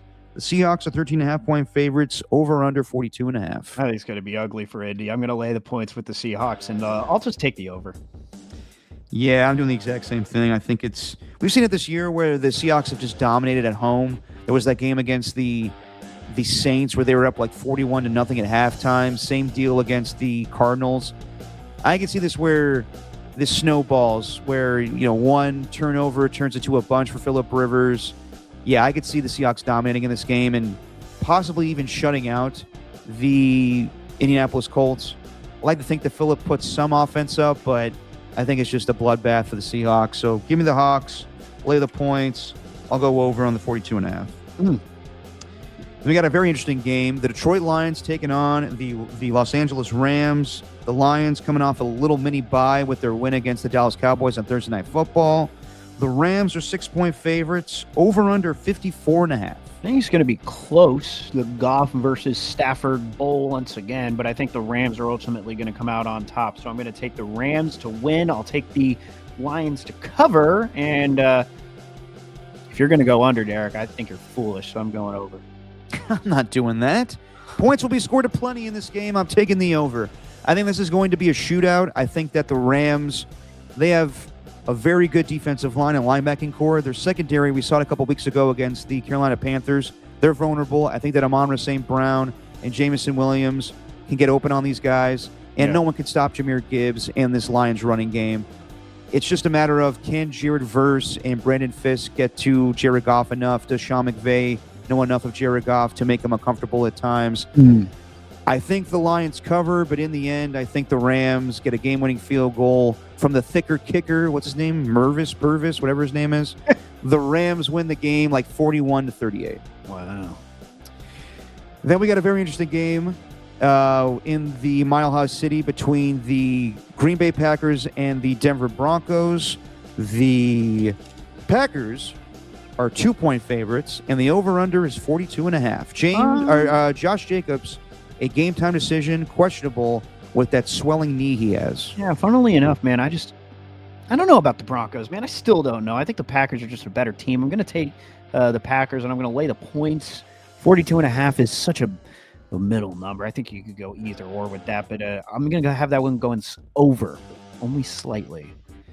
I got the Green Bay Packers winning this game as well. I don't think that the Broncos they've been tested, but like this is a big time matchup for them in their own stadium, and I think that the Packers are turning it on right now. I can make the case that maybe they could go on a run to get the number 1 seed.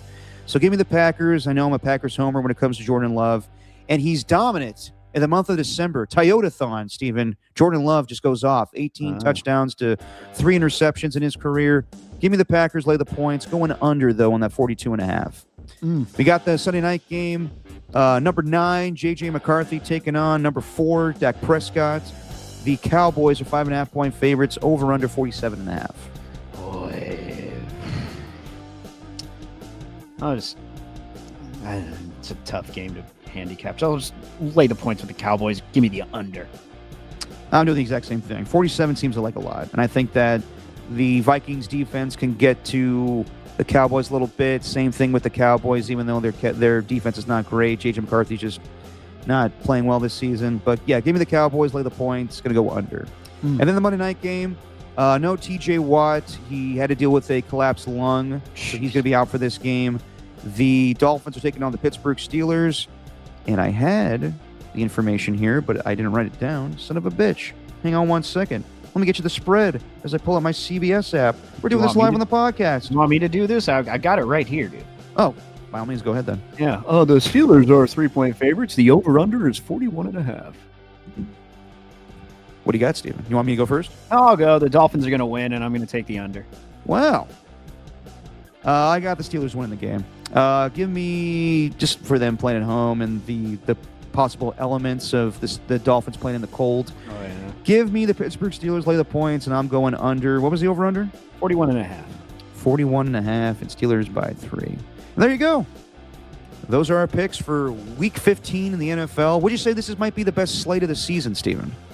I mean, that's hard to say, dude. I don't know. What do you? Well, it's some of these games, you got Packers, Broncos, you got I don't remember Bills, every single. Patriots. I don't remember every single slate. I You would say don't? I don't. However, I will say that it is crunch time now. Like this is when we just saw it on Thursday night. If that isn't like representative of just how close everything is within a conference, like like I mean, like imagine what if the 49ers win, right? Which is expected. What if the 49ers win?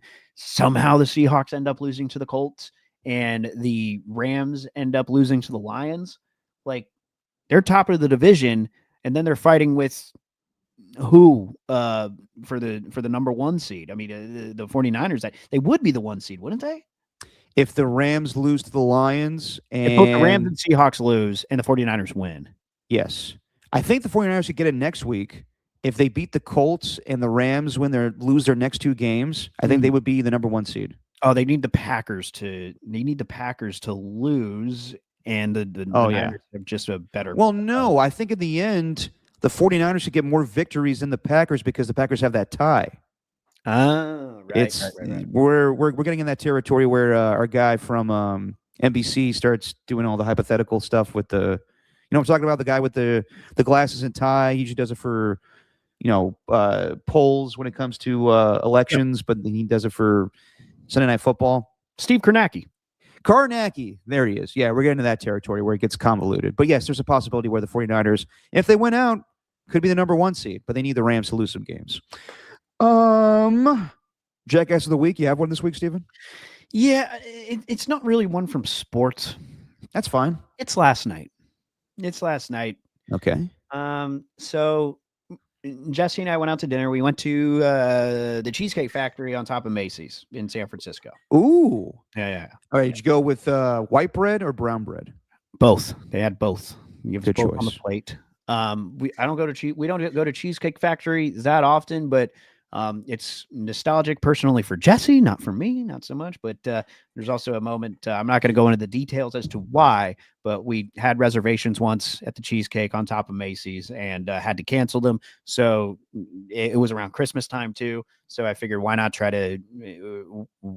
do that last night anyway. Get that moment back. Yeah, right. We ordered our drinks.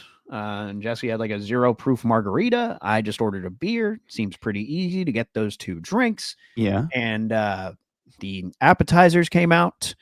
And along this time, the server that we had, who was very nice, he kept on saying, so sorry. Like, I'll keep an eye on the bar. I'll make sure that we get the drinks for you. I think we're a little backed up right now. And he was very apologetic, like genuinely seemed, genuinely wanted us to get our drinks and almost seemed embarrassed by it.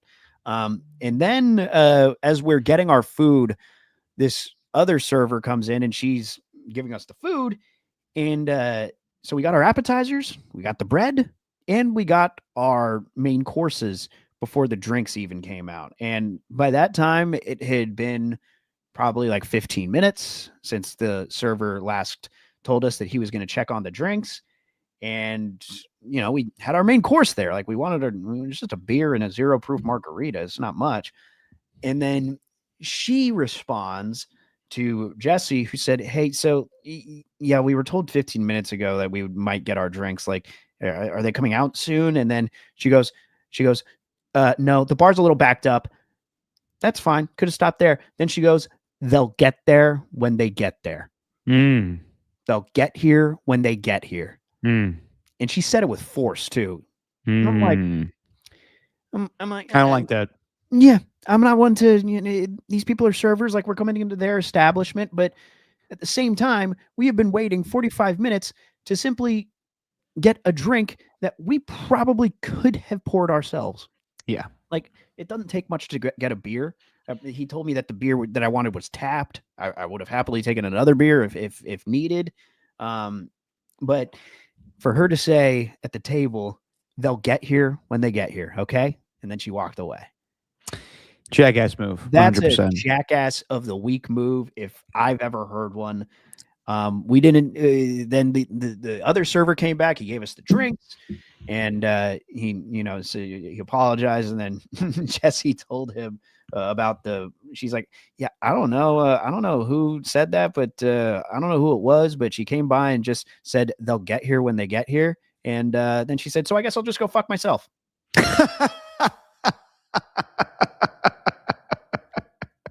She said that to the server. Yeah. And what was no, what'd she say? She said, she said, okay. And then she's like, and he's like, oh no. And then he goes, he yeah, knew right away. Yeah. Then she's like, so fuck you too. I mean, like, Yeah. So it was pretty funny. But no, that's the appropriate reaction, because you never want to hear that when, I mean, like, we don't want to be an asshole too. Like, where are my drinks? Right. You guys We are weren't. understanding. We weren't. We were pretty patient, and had she just cut it off by saying the bar's backed up, we would have been fine. I'm not that desperate for a beer. It would have been nice to have it.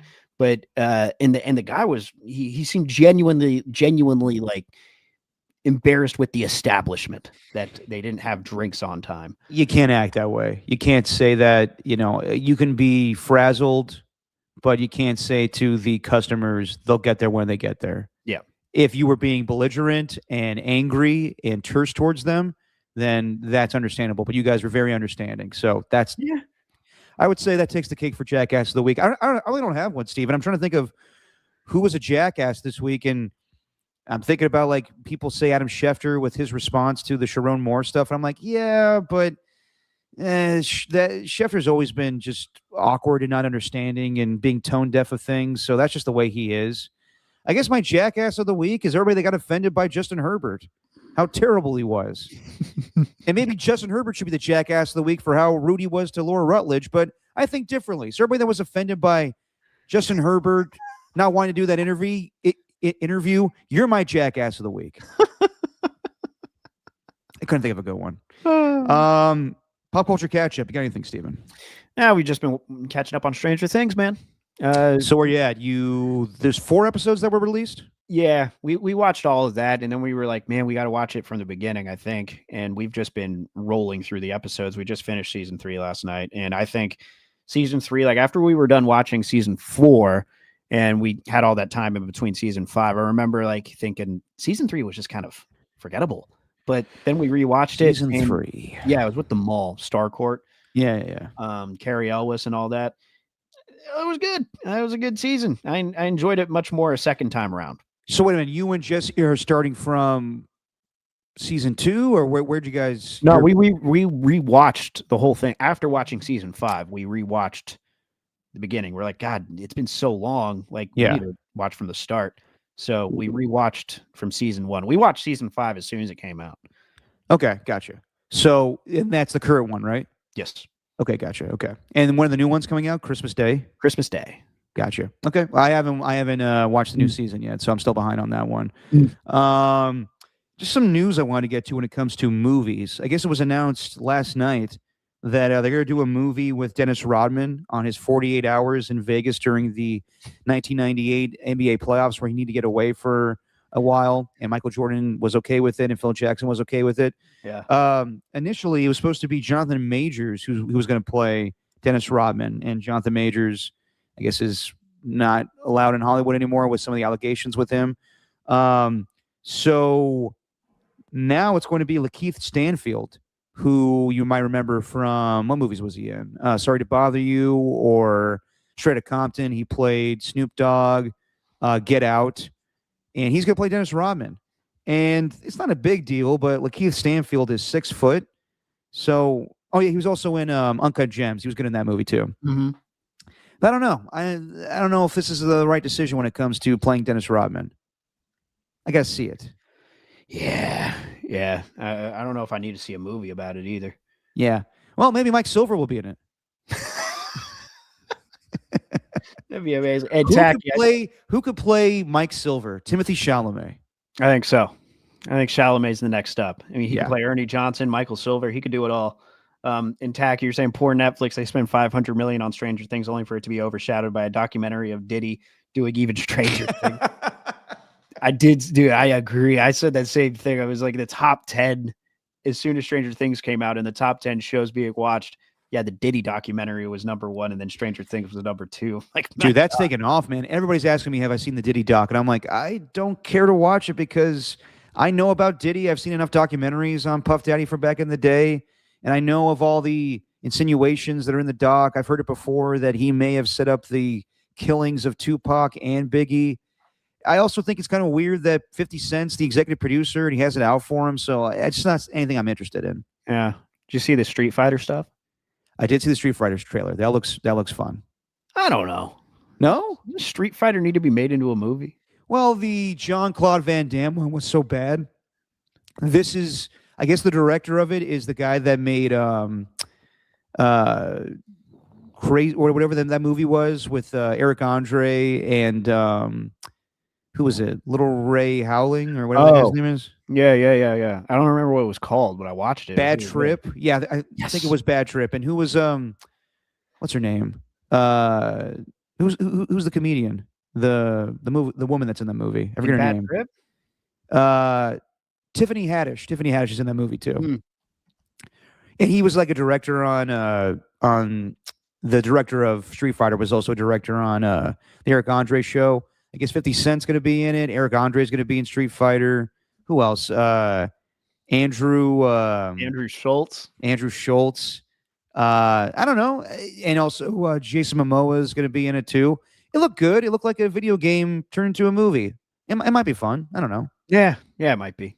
Yeah. And then the other bit of movie news that came out, you wanted to bring this up last week, Steven. They announced they are going to do Heat 2, a sequel to the crime epic from 30 years ago with De Niro and Pacino and Val Kilmer. And DiCaprio is signed on. Christian Bale is signed on. Yeah. Austin Butler, Adam Driver. Yeah. It's going to be a mix of a sequel and a prequel. If I had to guess, I think DiCaprio is going to play younger De Niro, and Christian Bale is going to play younger Pacino. Yeah. And Adam Butler is going to be younger Val Kilmer. I have no idea what Adam Driver is going to be. And I guess Pacino is going to come back and reprise his role as the guy that screams, "She had a great ass. You got your head all the way up it." Mm-hmm. Mm-hmm. Yeah, sounds interesting. I'll check it out. Yeah. Can't wait for that.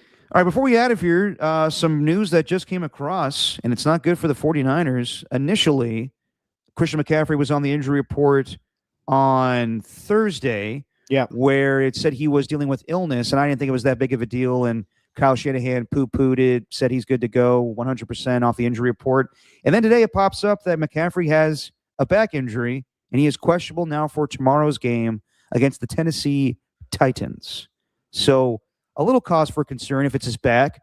But I would say if McCaffrey doesn't play and has to be Brian Robinson, I feel fairly confident that the 49ers could take care of business. Yeah. Give him the week off. He deserves it. There you go. All right, everybody. We will see you guys on Tuesday as we react to this fantastic slate, maybe the best slate this season, Steven. Would you agree? I don't know. Yeah, I know. You already said that earlier. All right, everybody. We'll see you guys on Tuesday. For everybody in the chat, thanks to Rocka New Era, thanks to Tacky, thanks to Mac Van, thanks to Ernie One, thanks to Danny Golding TV popping in, thanks to Skills, thanks to Pat H, thanks to AJ Cruz, and I believe, and thanks to 415 The Rage Leader. Thanks everybody. Thanks everybody that showed up yesterday at Almanac. And Steven, say what you always say. I'm assuming you're going to play something from this clip here. Yes, it is our president at the Army-Navy game with the coin toss, and we're going to go out on the... Mr. President, would you do the honors?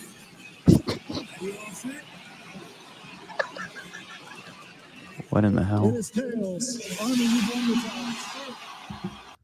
That was the most terrific coin toss I've ever seen. That wasn't a toss. That was like a flip up. What the hell was that? It's just our opinion, man. That was terrible.